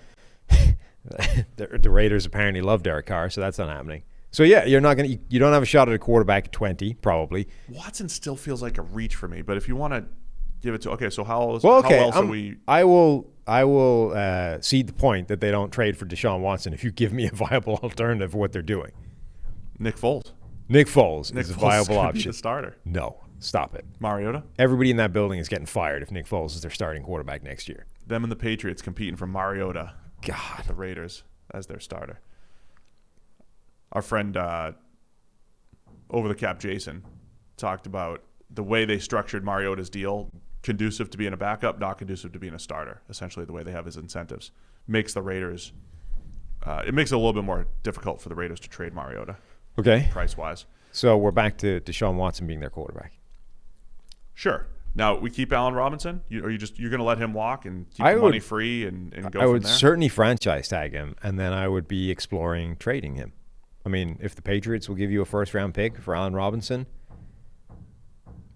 given what I just gave up to get Deshaun Watson, which is presumably everything I have for the next 2 or 3 years, I would absolutely try and get a first-round pick back. Then it's time to get Deshaun Watson weapons, and we're same analysis we just gave all the other teams. Get a wide receiver, round 1. Yeah, I mean, Patriots first-round pick, which is 15, which could be all the same types. This would be like the Stephon Diggs deal. You trade Stephon Diggs, replace him with a Justin Jefferson. That's what the Bears would be hoping for here.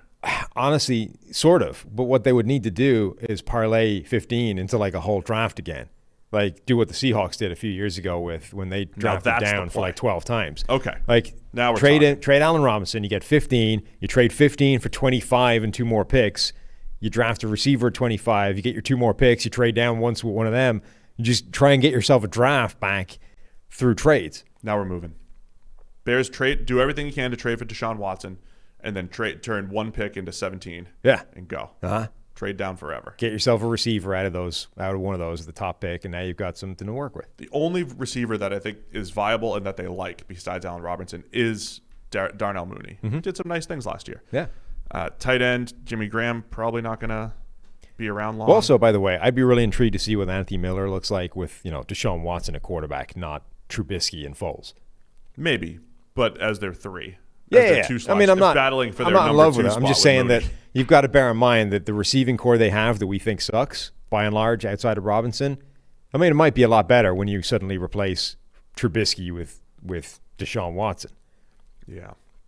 I wonder if do you think Khalil Mack would have to be a part of that trade? Like, if Probably. you don't have – if the Bears don't have that top 10 caliber pick, Yeah. what other asset do they even have? It would have to be It would have to be Robinson in a tag and trade situation to the Texans. I don't know. I don't think they would trade. I don't think Robinson would be part of it.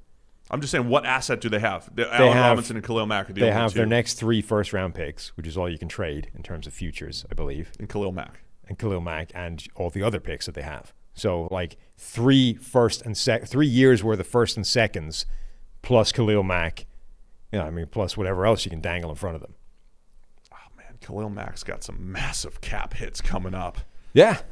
2020, he was at $26 million, 26, 27, 25, and 23. But they can rework and extend him. I don't even know if the Texans would want that at that point. They just traded away their best defensive player. Of course they would. He's 30. You can rework his deal, get the cap hits down a little bit. He's still an impact playmaker. So essentially, Deshaun Watson, accumulate draft picks and just figure it out. Hashtag draft good players. Yeah. Fixed. Is that it? That's fixed. Well, yes, they're going to get better. Their offensive line will be better than last year. Their secondary will be better when they get guys like Jalen Johnson in year 2, having what he showed as a rookie. Yeah, I think Deshaun Watson, puts him in a good place. We suggest every team just plays the bargain bin free agents. Well, that's where free agency is won. Yeah. So I don't want to sound like redundant for all the teams, but a lot of the same players on the defensive line, they could use some defensive line help. The Tyson Alus of the world who could just provide some value for a couple of years at a decent price. Those are the types of guys I think the Bears should be looking at, especially if we trade for Deshaun Watson, Sam. Yeah.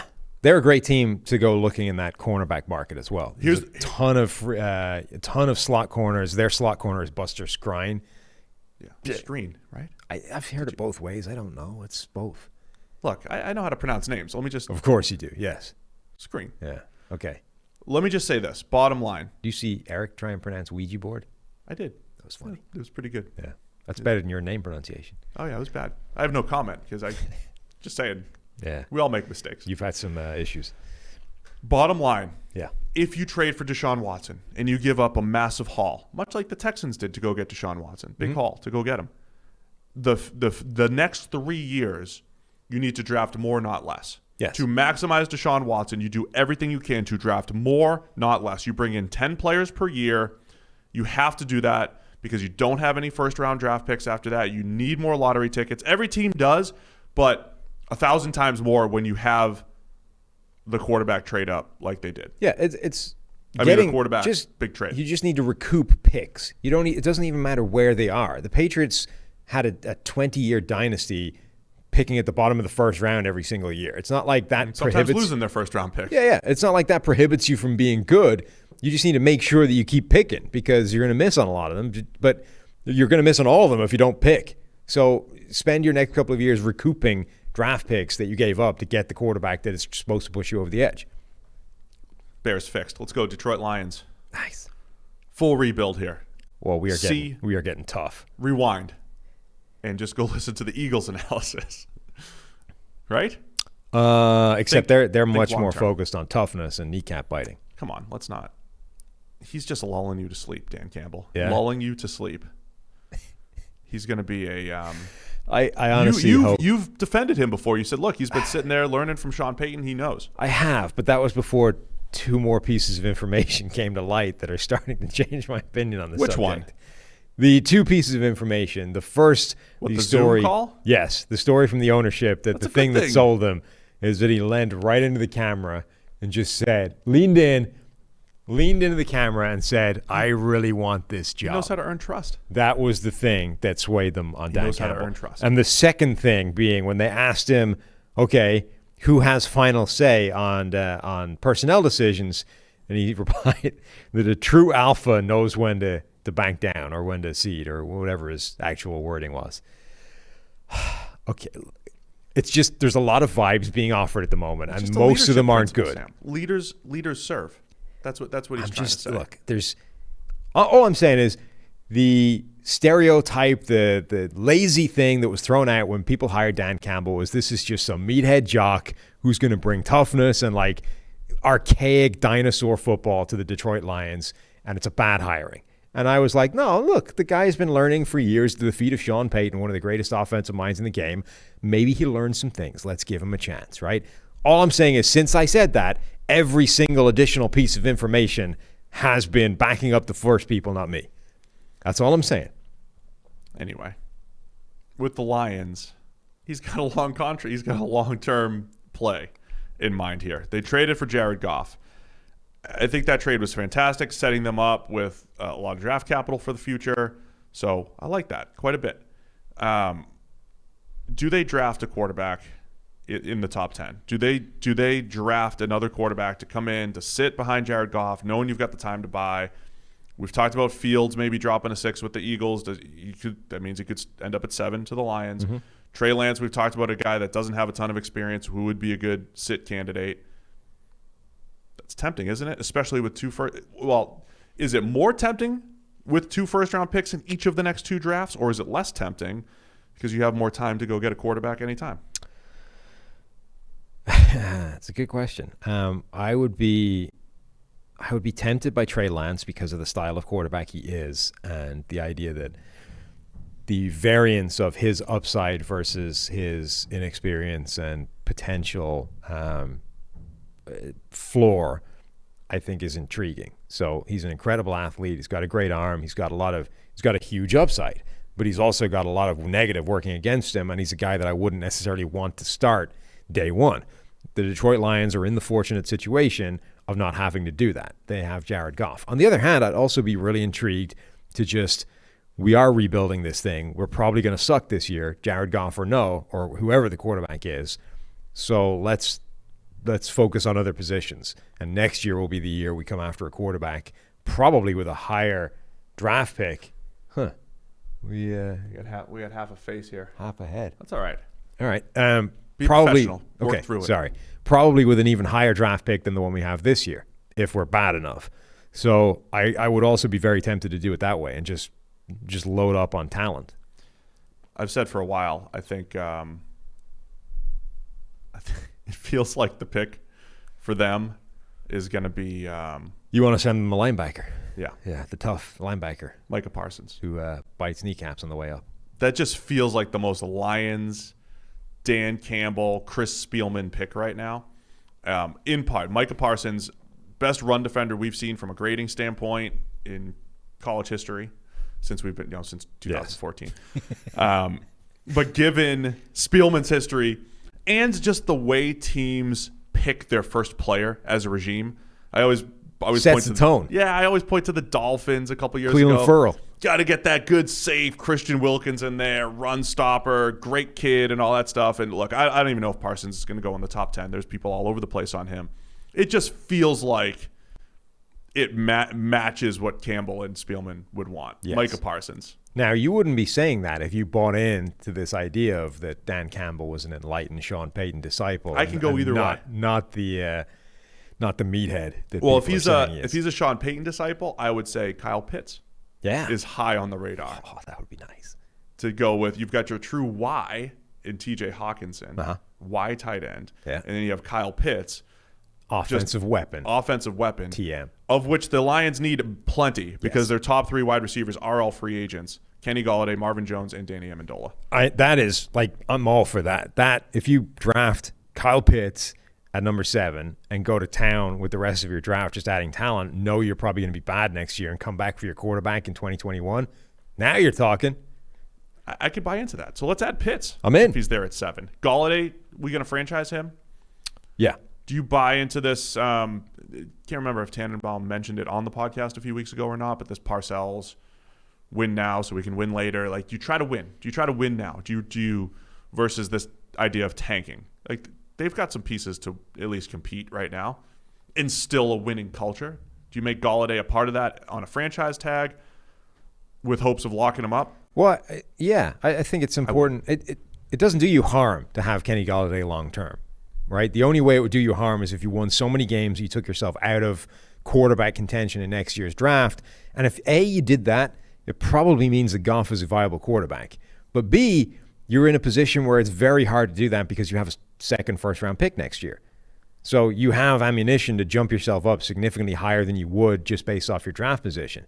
So I'm of the opinion that you almost can't win enough for it to be a problem in a weird way. Does that make sense? Yeah, it does. So I like Golladay and Pitts at the top. There is a lot. There are a lot of holes on this roster still. Yes. They drafted Jeffrey Okudah last year. But also think about how much is going to get better through not having the train wreck that was last season attached to it all. Like Jeffrey Okudah was a fantastic draft prospect who looked like crap in year 1. That's probably not going to be the case in year 2. He should be better. Yeah. Yeah. This is the tricky part about team building, Sam, because I'm not saying like, hey, I was right and then the results were wrong. But like when you look at how the Lions built their secondary, I think their process was right in that Jeffrey Okudah, number 3 overall.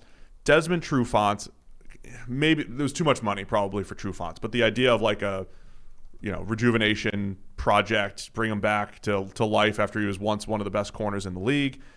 Amani Oruwariye, drafted the previous year, showed some signs. What are you smirking at? Well, that's just, it's like the like that Simpsons quote with Principal Skinner. Am I out of touch? No, it's the children that are wrong. That's me. Did I get it wrong? No, it's the results that are wrong. I got it right. Just all the players I thought would be good weren't, right? Yeah. I thought the process was sound. You have a high draft pick. You have a reclamation project in Desmond Trufant. You have Amani Oruwariye, mid-round pick. I said it again. We need to get him out of the league quickly. Justin just so we Coleman. don't have to say his name anymore. I know. Justin Coleman, who had a history of playing good slot corner and then all of a sudden stopped. Yes. I mean, like those 4 people. This is how the Bucs built their secondary, except all of their picks came from second and third rounders. But it was a lot of darts that in any given year could actually pay off. So they did not pay off last year because those guys graded at 42, 38, 50, and 47. That's bad. But Coleman is a great example of like something that should be better immediately by just changing the scheme, right? Yeah. He went from 76, 75 grades in coverage in Seattle to consistent back-to-back years of good coverage play. Was one of the better coverage players in the NFL. Then went to 59 and then 48 in Detroit. Just fell off a cliff. Just the scheme just buried him. And you could see it on tape, right? He was just being put in these absurd no-win asks where you're covering the slot man coverage against a ridiculous playmaker. You just don't have an ability to stop that. So he should be better. You should get dramatically better play out of Okudah in year 2. Oruwariye, I think, has been a good player anyway. And Trufant could get cut. I don't know. I mean, I wouldn't be relying on Trufant, but that's almost besides the point. Like, there's 3 players of that secondary that should take a significant jump forward immediately just by not being stuck in a scheme that's killing them. The bottom line there is everybody in their secondary underachieved what they had done in previous years, and I don't know how much you just chalk that up to coaching. Well, yes. So the 2 parts of the information that you need is everybody, as you said, underwhelmed dramatically compared to their previous baseline, and also the defensive coaching staff got fired. Right. Adding 2 plus 2, I'm going to end up with 4 and say they're going to improve next year. That defense was really bad at times. So add more defensive line talent. They've needed a good coverage linebacker for a while. Jared Davis was not it. He's a free agent once again. So I love when Ben Stockwell starts getting into draft time. Jamin Davis Jabril Cox from LSU. He thinks he's the best coverage linebacker. I'm gonna defer to Ben, our director of analysis. He's also only seen like 5 players. That's okay though. Okay, that's great. No, he looked at like 5 linebackers. That's all he needs. Yeah. To declare he's the best in the draft? It's more so if Ben actually says something positive about a player. That's true. He must be good because even whether he watches 5 players or 200, if he's got 2 positive players on his board every year. That's true. And if Jabril Cox out of LSU is one of them, fair point. I'm in. Fair point. So I would take a look there, bring back Galladay, draft Kyle Pitts in the first round, and we're moving this thing in the right direction. They're not fixed. We're rebuilding. Well, they're fixed as much as you can in year one. We've learned from the Houston Texans. They've taught us lessons in this process. You can't fix everybody in 1 year. It's not possible. So what we're going to do is institute a multi-year fixing process, and this is as fixed as they get in year one. Let me just say, I'm going to compare them to the football team really quick. Okay. The football team in 1 year got a new culture. They got a coach who has a history of winning in Ron Rivera. Yep. And they revamped their secondary, just kind of like overachieved or whatever, however you want to call it. I feel like the Lions, if Dan Campbell's culture is right, I have no idea where it's going to land. Change the culture. This could be a random quick turnaround. Like they're going to be like 5-2 out of nowhere next year. People are like, oh, look at Dan Campbell. And then they end up 8-8 or something like that. I could see that happening for the Lions in this turnaround here. Yeah, I mean, they're coming from such a low ebb that I think a big leap forward is entirely possible. All right, Green Bay Packers. How are we going to get them to the Super Bowl? Not a ton of fixing needs to be done for the Packers, like back-to-back NFC Championship games. So I just here's what I'm struggling with the Packers. In 2019, they were the fraudulent 13-3. Yes. Right. Last year they were a real 13-3. Mm-hmm. The offense was better. MVP Aaron Rodgers. The defense had showed signs. Now I think if they go back to, I feel like they're ready to regress back to 2019. Packers. I think it's going to be really tough to replicate this past season's regular season. And they have more holes. I mean, effectively, the difference between the two was Aaron Rodgers went from Aaron Rodgers that's been vaguely underachieving for a few years to the best Aaron Rodgers we've seen. Yeah. I mean, okay, they had some slight differences elsewhere. Jair Alexander had a better season this year than the year before, and that's an important position, so that's notable. There were some other bits and pieces that were better or worse, but the large chunk of that difference between fraudulent quotation marks 13-3 to legit 13-3 was Rodgers had a giant leap forward and became the best quarterback in the NFL again. So it's going to be tough to depend on that. So again. Immediately, if he doesn't do that next year, you've taken a step backwards. And in addition to that, you have Rick Wagner, who we mentioned earlier, has been released. Just a good right tackle. He's gone. David Bakhtiari is going to miss some time next year at left tackle. Corey Linsley is the best center in the league. He's a free agent. Mm-hmm. At playmaker, at receiver/tight end, Devontae Adams was the best receiver in the league last year. Alan Lazard was injured, but when he was healthy, he was great. But you're still looking at this on paper like, could use some help there, right? You still have some additions there. Cornerback 2, besides across from Jair Alexander. Jair had a 90 grade, great. Kevin King had a 50 grade. Mm-hmm. He's out. He's a free agent. You have to figure out who cornerback 2 is on that side of the ball. Both starting linebackers, projected starting linebackers, graded in the 40s. Like, there are some holes on this roster. Well, there's some holes, and when you look at it, you can essentially say they had the best quarterback, wide receiver, and cornerback in the NFL last year. Yeah. All of whom with a PFF grade well above 90. Rodgers buried it almost a 95, which is just an absurd level. Just if you knew nothing else about this team, you would say that, I mean, all three of those have a pretty good chance of regressing a bit. Even if you say Jair Alexander and Devontae Adams are the best players in the league at their respective positions, it's really hard to maintain that kind of level year after year. You would probably put some money on all three of those guys regressing, which are the three most important positions that they have, and their three best players last year. Yeah, I think that's fair. And they're going to pick at 29, 62, 92. They have a bunch of picks in the 100s. So that means we need to make them better. Here's the other thing. We hated their draft last year. Yeah. And in the short term, they didn't get much out of that draft class, right? With Jordan Love being the first-round quarterback, A.J. Dillon at running back. He'll play more next year because the two running backs in front of him are both free agents, but, he's a running back, even if he's huge and does force missed tackles. The snowplow. So, but, like, a lot of teams don't get a lot of help from their rookie draft class.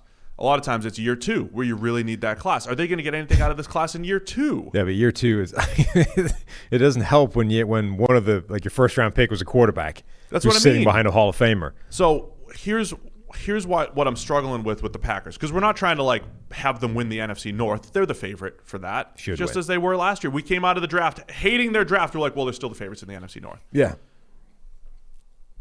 We want to win a Super Bowl here. You're trying to get over that NFC Championship hump, and I think they're going to have a more difficult time next year than they had this year. That's all. Yeah, I mean, as you say, we need to give them some players because so we have to offset the fact that their 3 most important players are probably going to be worse next year. Will Fuller. Stop it. Will But Fuller. that is the guy that we projected for them. Isn't he just Marquez Valdez-Scantling? With slightly better hands, believe it or not. Will Fuller has better hands than MVS. Yes. We found the one player in the league with better hands than or with worse hands than Will Fuller. It's still not attractive on paper from a playmaker standpoint, wide receiver standpoint, but do you think they're fine? Yeah, I think they're okay. I think Valdez-Scantling has become the player that they persisted believing he was.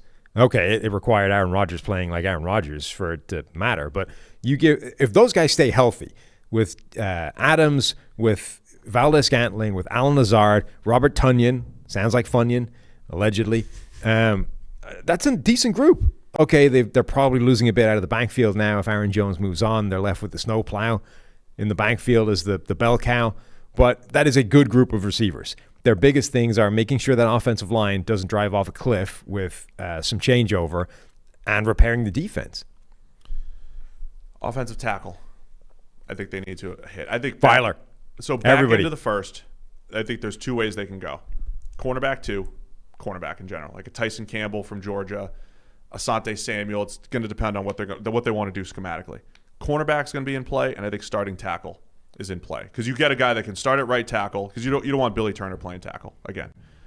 You get a guy that can start at tackle and maybe provide some initial David Bakhtiari insurance. By the way, in free agency, Ty Nsekhe, my favorite swing tackle in the NFL, would be perfect for the Packers in the short term here for what they're dealing with. Give him a 1-year deal, number 155 on the PFF free agent board. So we're going to sign Ty Nsekhe and then look at tackles and corners at the back end of the first. I think that's where the value is going to be. Okay, that makes sense. I don't hate that. I would still look at receiver again, but I think they have to. They have a history of double dipping at corner. They had Jair Alexander and Josh Jackson the same year. They had Quentin Rollins, and I couldn't remember who the other. Quentin Rollins was the same year as, was it Darius Rand? Wasn't it the same year as Darius Randall? But they moved him to corner from safety. And then they got Kevin King in isolation, and then they doubled up with Jair and Jackson. And this is why you do it. Out of all that, they got Jair Alexander. They got a little bit of good play out of Quentin Rollins. This could be a double up at corner type of season for them in the draft. Yeah. Because that second spot's huge. The entire back 7, I think, needs massive just resources thrown at it. Now, okay, safety's pretty good, but like cornerback and the linebacker position, just start throwing darts at the draft and see what you hit. So draft a ton of back 7 players. Yep. Maybe a starting tackle and get Ty Nsekhe. Is that it? Are they solved already? Yeah. See, it wasn't that hard. And add Will Fuller. Stop it. Wide receivers, man. I don't need Will Fuller. Will Fuller's not helping anything. I would want a little bit of. If Devontae Adams gets hurt, I'm really nervous. I know that's anybody, but yes, really nervous. That is that's the Peyton Manning quote from my Twitter bio. We don't practice such. We don't practice. Set it up, Minnesota Vikings. Yes. So here's our email. This email came in, mailbag, as I said, was a NFL podcast, singular, at pff.com. This one came in from somebody called Dan Jacobson, whatever. Dan, Jacobsen. Anywho, Sam and Steve, longtime listener, and I thought I would share this musing. I'm a lifelong Vikings fan. I've been frustrated, particularly in the last 2 years since we've had Cousins. I noticed the predictability of Minnesota's offense, particularly in their run-heavy style on early downs. As I watched this season with the emergence of Justin Jefferson and the continued great play from Adam Thielen, plus some pass-catching tight ends in Rudolph and Irv Smith, a thought occurred to me. This is from the Wikipedia page on the giant panda, what everyone just calls panda bears. Despite its taxonomic classification as a carnivoran, the giant panda's diet is primarily herbivorous, consisting almost exclusively of bamboo. However, the giant panda still has the digestive system of a carnivore, as well as carnivore-specific genes, and thus derives little energy and little protein from consumption of bamboo. The average giant panda eats as much as 20 to 30 pounds of bamboo shoots a day to compensate for the limited energy content of its diet. The giant panda also tends to limit its social interactions and avoids steeply sloping terrain to limit its energy expenditures. In football, the pass offense is the carnivore diet. The Vikings offense is built like a pass-catching offense. It has a quarterback who can sling it. We'll save the debates on how good Cousins is for another time, but the man can throw the ball. 2 excellent receivers and some good pass-catching tight ends. Yet it runs the ball a lot. And running the ball, the bamboo diet, is so inefficient that the Vikings have to do it over and over to get anything from it.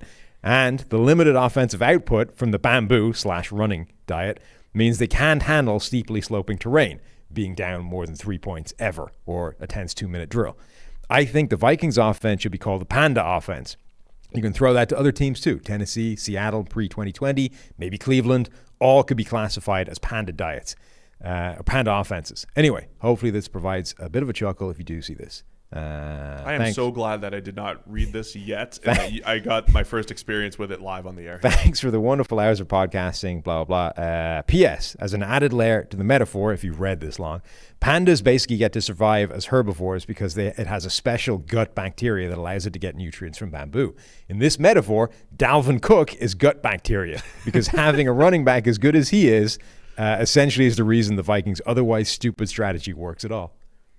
Now that is the type of email I am looking for in the mailbag. We need more of that. That's what I'm saying. We need more massive metaphors that just make perfect sense. We need to find out if that guy has a PFF subscription. What's Dalvin? The gut bacteria. Gut bacteria. Yeah. Within the Panda offense. You never signed gut bacteria to a second contract. No, never. Well, I mean, Dalvin, everyone's chasing for the unicorn. What you're actually chasing is gut bacteria. Yeah. So we changed that. Mm-hmm. The Panda offense, definitely taken that. Yep. Trademark that. Has he sent that to our friend Matt Collar? No, I can forward it to him. Yeah. He's listening, right? He listens to us? Matt listens to us, yeah. So Well, at the very least, he'll be fast forwarding to this section to hear the massive metaphor. Matt and I spent a whole show comparing the Vikings to the 90s Jaguars. Wow. And it's not as clean as the Panda offense, but it was amazing the similarities there when you have Smith and McCardell and Justin Jefferson and Adam Thielen. My comp for Dalvin Cook coming out was Fred Taylor. It was. Right? There's a lot of similarities. And the Jags offense got a little bit too maybe conservative and just not as explosive as they needed to be at one point. I think a lot of this depends on the Cousins debate, right? It's a Kubiakian offense, right? And there was a point in Kubiak's world where he had Matt Schaub for a few years. Mm-hmm. I remember specific games where Matt Schaub was a good, solid quarterback and probably elevated by Kubiak's system, right? And having Andre Johnson, good playmakers. They do great things, that system, for quarterbacks. There were certain games where it was like you're playing a great run defense, and think about how we've mentioned this with the Tannehill thing this year, right? Great run defense, put it in the QB's hands. It's uncomfortable, it's a little bit against your nature, but this is the week where you have to do it. And Kubiak would never do it, right? It was like they just weren't aggressive enough in games where they needed to be. And you have to be able to adjust your philosophy of run, play action, and the whole deal. And I think the Vikings probably have elements of that as well. There's probably certain games where the run game and Dalvin are going to win it for you, but there has to be other games where you just go in and say, I'm going to let my receivers make the plays in this game and a good enough quarterback, and that's the strategy. Is that the issue with this offense overall, though, which is that generally it's spoken about, and by that I mean everything in this coaching tree. The Kubiak offense, the Kyle Shanahan offense, the Sean McVay offense, all of it. It's the great strength of it is that everything looks the same. So the outside zone is tied to the play action, is tied to all these pass concepts, and the whole thing works as one synergy unit. But if you run up against a defense that is uniquely qualified to take away the one thing that everything is sort of based on, essentially take a sledgehammer to your foundation stone, it's not as simple as just, well, okay, let's change the whole offense and pivot to the pass game. Like, the pass game is built off the run game. So if they just destroyed the run game, there's nothing it's not built on anything. It's just built on this crumbled foundation. Like, it's kind of like the run and shoot, right? People used to crap on the run and shoot because when you get to the 4-minute offense, you can't just run the ball. And you need to be able to run the ball in the NFL, chew up the clock, and win the game. Like, you can't just say, all right, now you're run and shoot. You're gonna pound the ball in I formation with 2 tight end sets. You can't just change the whole offense and expect it to function. you have to build the offense for those situations. But is this like an inherent issue with this style of offense, which is it doesn't happen very often? Baltimore offense, another one, right? It doesn't happen very often, but if you do run up against a team that is capable of shutting down the thing that everything is based on, you are just screwed. There's no pivot to plan B. It just doesn't work anymore. Well, maybe if we're fixing every team here, we're saying evolve the offense. Well, so what is your evolution? What's your fix to that? Look, it's not like you don't have quick game concepts. None of these guys have figured it out. Do you have quick game concepts? Like, do you have? Sure. I mean, it's not as simple as like call more passes, right? It's not always that simple, but sometimes it is, right? Sometimes you just go in and you say, we have a 500-page playbook. You just use the pages that have more passes on them. Use the pages, okay. I know it really sounds simplistic, but if you have to sacrifice a little bit of completion percentage, if you have to sacrifice and you have lower percentage plays and you're going to have a few more 2nd and 10s, that's the whole thing about the Shanahan offense and what Alex Gibbs was doing for them and all. Like Alex Gibbs used to say, 3 yards, right? 3 yards is a win. We're trying to avoid 2nd and 10s. If you will accept a few more 2nd and 10s, because there'll be a few more incomplete passes, you will in turn pick up a few more 20-yard gains on first down, right? If you do this, or 8-yard gains on first down instead of 3, because running a quick out against off coverage is a good soft win that wide receivers, that the QB to receiver connection can do, instead of we need 17 run blocks to go well to get the 8-yard gain. So the point is there need to be some games where you let the quarterback take over, and it's strategic. It's football. It's when the defense is giving you that, right? Or you just run play action 17 times to start the game too. I don't know. But if you look at your roster and you're like, my best players and the guys who can make the most impact are Justin Jefferson and Adam Thielen, and say what you want about Dalvin Cook, then you try to find a way to get Justin Jefferson and Adam Thielen to make more plays. Yeah, I mean, this was the crux of why Stephon Diggs wanted out. He was arguably the most important player on offense and was never going to get given the ball enough that he felt he was making the impact that he could make. But the Bills are the perfect example, right? They don't have a system where we're predicting a game where like they've got this system and here's what they're going to do. They went out and they said, wow, the Seahawks are really good at stopping the run. We're going to throw the ball 24 times and run it twice in the first half. Right. That's our strategy because that's what the defense has given us. Stephon Diggs had 102 catches, was his career high before this season, 147 this year. Career high in targets was 141, 193 this year. And the year before it was 99 and 67. So like he just went into a completely different world in terms of how much they were using him. And that's something that the Vikings probably aren't going to do. So I just don't think your fix can involve. All right, so we're building around the Panda changing offense. the entire offense. Well, they could change. I mean, yes. They could change a little bit. Build around the Panda system, please. Fix my Panda offense. Well, the defense needs help too. Yes. Pass rush needs some serious help. I mean, the Vikings story is the same for years. They need an offensive line still, and have forever. We're going to put Ezra Cleveland at right guard, Riley Reif back at left tackle, and Brian O'Neill at right tackle. Yep. It's not a bad foundation. It's not exciting, but look, great. I'm going to say the same thing I said about the Lions. Like when the Vikings, they performed the creep back toward average strategy the right way a couple years ago. They got 2 average tackles in Riley Reif and Mike Remmers. Just the interior kind of collapsed, and those guys, they were just okay. If the Vikings are a team without, they don't have much money to play with in free agency consistently. That's what Kirk Cousins' contract does for you. But they're always good enough in maneuvering the salary cap that they can always make a move, one maybe, make a decent amount of change to spend. They should go hard for Corey Linsley at center. We just talked about center isn't the problem until you can't find one every single year and just haven't figured out how to plug that gap. Corey Linsley was the best center in the NFL last year. Move Bradbury to guard? Guard or wherever. Just move him out of the starting lineup at center. Put Corey Linsley in there. The guy allowed 4 pressures last year. And, okay, he only played 13 games, but 4 pressures in 13 games compared with whatever the Vikings have been giving up over the last few years. It's a massive, monstrous, seismic upgrade. Okay, it'll cost you a bit of money to do. You'll have to move some stuff around, but it's definitely worth it. Bradbury last year allowed 29 total pressures, 5 sacks. So Lindsey had 4 pressures total. Bradbury allowed 5 sacks on its own. And that isn't even the worst that the Viking centers have done over the last few years. By the way, just on Cousins, and we've had people ask us about this, like, he grades pretty well, and he's graded pretty well the last couple of years. As much as I say, like, hey, just let the guy who grades well throw more. Yeah. I do understand football, and there is a chicken and the egg type of deal there too. I don't think Cousins would put up Tom Brady like numbers or Drew Brees like numbers when it's just, hey, go throw 40 times per game. I think the fact that it is a controlled passing game has helped him look good. Now, over his career, there's always been this dynamic of, at first he was not grading that great, but the stats were always really good. Like, his stats for his career have always been good, but we've always mentioned, look, I don't think he has that feel for playing to the score, for being aggressive when he needs to, being conservative when he needs to. I just don't think he has that feel. He's still a middle-class quarterback.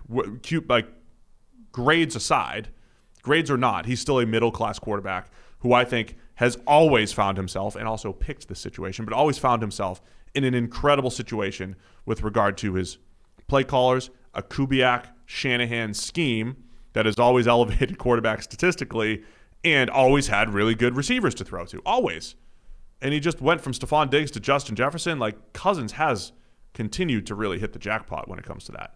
So it is, I know it's not as simple as like Kirk Cousins go play more, pass more. It's definitely not that simple. Yeah. But I think you fix the offensive line. That whole offense is good. Yeah. Irv Smith should be able to step into a bigger role with Kyle Rudolph being released. Dalvin Cook, gut bacteria is already phenomenal. Allows the whole thing to work. The two receivers that they do use are excellent. Maybe they could use a third one, but they don't seem to have a. I was going to ask that. Do you even attack wide receiver? I just don't think they don't even have the capacity to use it in the offense. So what the hell? Like, maybe throw a low round draft pick on a guy that's an obvious slot upgrade. Beyond that, no. See, if you talk about where the offense needs to evolve, we keep pairing Shanahan and Kubiak, but Kyle Shanahan's offense, I wrote a whole article about it last year when they went to the Super Bowl, ran more power, ran more jet sweep, ran more motion. Like, what if the Vikings had a Rondale Moore or a Kadarius Toney, and instead of the offensive line, which is average to at best, instead of them having to win all their blocks, you start stealing some gaps with Kadarius Toney on jet sweeps and Rondale Moore. Like, that's your third receiver, and that's how you use that guy. I don't know if the Minnesota Vikings have the creativity to maximize that in a way Kyle Shanahan does. So okay. Kyle Shanahan, Deebo Samuel, Brandon Ayuk, George Kittle actively assembles these players for precisely that reason. The Kubiak offense in Minnesota was Gary. He's retired, right? It's now Clint. Yeah. I haven't seen evidence that they're willing to do the same thing. So, well, they should consider it. I mean, they should consider it, but I don't think they're going to do that. So what's the point? Let's focus on defense where everything else was a disaster. At 14 overall, we've given them Christian Barmore before too, right? We've mentioned Barmore for the Raiders. Yeah. We've thought about him for Dallas at 10. At 14, love that. Also love that fit for the Vikings, especially if you have Donnell Hunter back. And Michael Pierce maybe coming back. And Pierce coming in. And Pierce, they did pay over $8 million a year for him, but as a good run-stopping nose tackle, Barmore is a great compliment there. All of a sudden, this defensive line, that's three pieces they didn't have last year that completely turned that thing around. Yeah. So I think Barmore at 14 would be fantastic value. Secondary, they do have to replace Anthony Harris at safety. How do you feel about their corners? This feels like the team where they just invested a ton at corner with Cameron Dantzler and Jeff Gladney. Mike Hughes is still there, that they're just not going to look there again, or are they going to keep taking shots and make sure they find people? I like Dantzler. I think he'll come good and be a good player. I think Gladney will be fine. I don't know about Gladney. You can't trust at this point Mike Hughes at all. And I don't know that you've seen enough from Gladney to be confident that he will be good going forward. I think they're a prime candidate to take a low price, high risk flyer on one of these crazy cornerbacks in free agency. Xavier Rhodes? Maybe not that one. Maybe that reunion might not be a great one. But look, we've been talking, the entire free agent cornerback group is this just chaotic, weird mess of guys that have been good in the past, are not necessarily good right now. But like, if you were rolling down this list of guys, there are players that shouldn't cost much but should give you a viable alternative to a Mike Hughes or a Jeff Gladney if they struggle. So like a Cameron Sutton or a Bashad Breeland. Like, how much can a guy like that cost it's a pretty good insurance policy in case one of your young corners plays as badly as he did last year. What the other place I think they could go in the draft, Kwity Paye, edge defender. If you want to have him and Donnell Hunter opposite each other. So Barmore, I think, is a good fit for the interior pass rush. Edge defender, Kwity Paye is our top guy and could be there at 14. We've mentioned before, there's not a Chase Young or a Bosa in this draft, and Paye could be good. The other thing I'm considering, is there an unsexy but necessary pick at tackle? Like if they've been trying to maybe move on from Riley Reif, and I know they just drafted Ezra Cleveland, but they could play him at guard still. Rashawn Slater, if he's there, Christian Darrisaw, number 15 on our board, if they are there, grab a future left tackle, even though it feels like this lateral move in the short term. Is that the better long-term play to shore up the offensive line? I think maybe. I think the Vikings have put themselves in a tough spot again. Last year was the same, but this year is similar, where they're having to draft for need. And to me, you should reach the draft without we don't know having. yet. We'll see what they do in free agency. Yeah, but they don't have a ton of money to play with is the problem. I've said they could free up enough to make a swing at a Corey Linsley, but I don't anticipate them fixing all of their problems in free agency. To me, like, free agency should be where you fill needs, and you go into the draft without a glaring hole to fill, and you can just add the best talent that shows up, regardless of position. You don't have to worry about, hey, we already have this guy here. Just draft the best players, figure it out later. That's where you become great. If you roll into the draft year after year needing to fit 2 or 3 starting positions, you're just in trouble, because those guys are never going to be – you're never going to be batting 1,000 on the guys you need to start year one. They actually did great last year. They got Justin Jefferson, played like an all-pro receiver. They got Cameron Dantzler, came good down the stretch. That's 2 starters, but they had at least 3 or 4 that were actually starting and needed to play well. So they're even last year's as good as you're going to do, and it wasn't good enough. That's my point. So that's an issue. I'm going to give them the same guys I've given other teams. Here's the strategy. Interior defensive line, Sheldon Rankins. That's a meme right Tyson there. Alu. Maybe take a shot. Take a shot on the interior defensive linemen that are in the hundreds. Daquan Jones, pretty good run defender. K'Wan Short. I think they can make hay there. Keep that. Don't have to force the Barmore pick, even though I love him. Because you're saying don't draft for need, right? If you fill up, I'm saying don't put yourself in a position where you need to draft for need. But I think as far as free agency goes, you're better positioned to fill your interior D-line spots in free agency with some cheaper guys. And then you're open for a Kwity Paye or a top tackle if that's the way you want to go. And then figure out – I think you could find like the Trey Bostons of the world at free safety and replace Anthony Harris there. Yep. So that's the way I would go if I'm the Vikings. And then just need some luck. Yeah. You need some luck. I mean, you need some games where Cousins takes over. Cousins, Jefferson, and Thielen take over, and Irv Smith. You know, you're in Dalvin in the pass game. I've said this about Cousins basically since he's been there as well, but this team should be looking at low-round quarterbacks every year. Yeah. Just in case, right? It's not that Kirk Cousins is bad. Kirk Cousins is good. He's played well. He's been a positive thing for this team overall, I think, even when you consider the squeeze he puts on the rest of the salary cap and therefore the roster. The squeeze is much tighter in 2022. Right. $45 million cap number. So I think $35 million of savings. Overall, he has been a net positive, even considering that. And Rick Spielman has been saying, yeah, he's our quarterback, blah, blah. You should at least be kicking the tires on. Just roll the dice. It's all you know. 1 6th-round pick every year. Just see what happens, right? You're going to burn every single one of them. But maybe you hit on a guy that's better than Kirk Cousins and allows you to get the hell away from under the crushing weight of that contract. That's all I'm saying. And the Vikings aren't doing that. And that feels like a missed opportunity. They fixed? Sure. Everybody's fixed. In the NFC East and the NFC North, all fixed. Leaves 2 divisions. We'll hit the NFC South and the NFC West on Thursday. That'll finish up this week. Next week, free agency is live. We're going to definitely have an extra show. Recording-wise, we'll record on Monday like we usually do. I don't know if we want to go Monday, Wednesday. Can we move it? Monday, Wednesday, Friday? Or Monday, Thursday, Friday? Either way, we're going to try to drop 3 shows for you guys next week as free agency starts and gets crazy, and we'll just be ready. Make sure you're subscribed if you're not already. Subscribe to the daily. We'll hit on some more those quick 9 to 11-minute topics. That's our range there. Appreciate everybody for tuning in. Go check out Premium Stats, PFF.com. Sign up for PFF Elite Premium Stats. They are, as we speak, we're adding, what is this? wow, we're going to have some man versus zone splits added to there. I'm seeing all sorts of stuff being added. A new passing under pressure report, passing depth report. This is great. Go check it out. PFF Elite, Premium Stats 2.0, getting a whole bunch of new stats and fun stuff in there. Thanks, everybody. We'll see you on Thursday.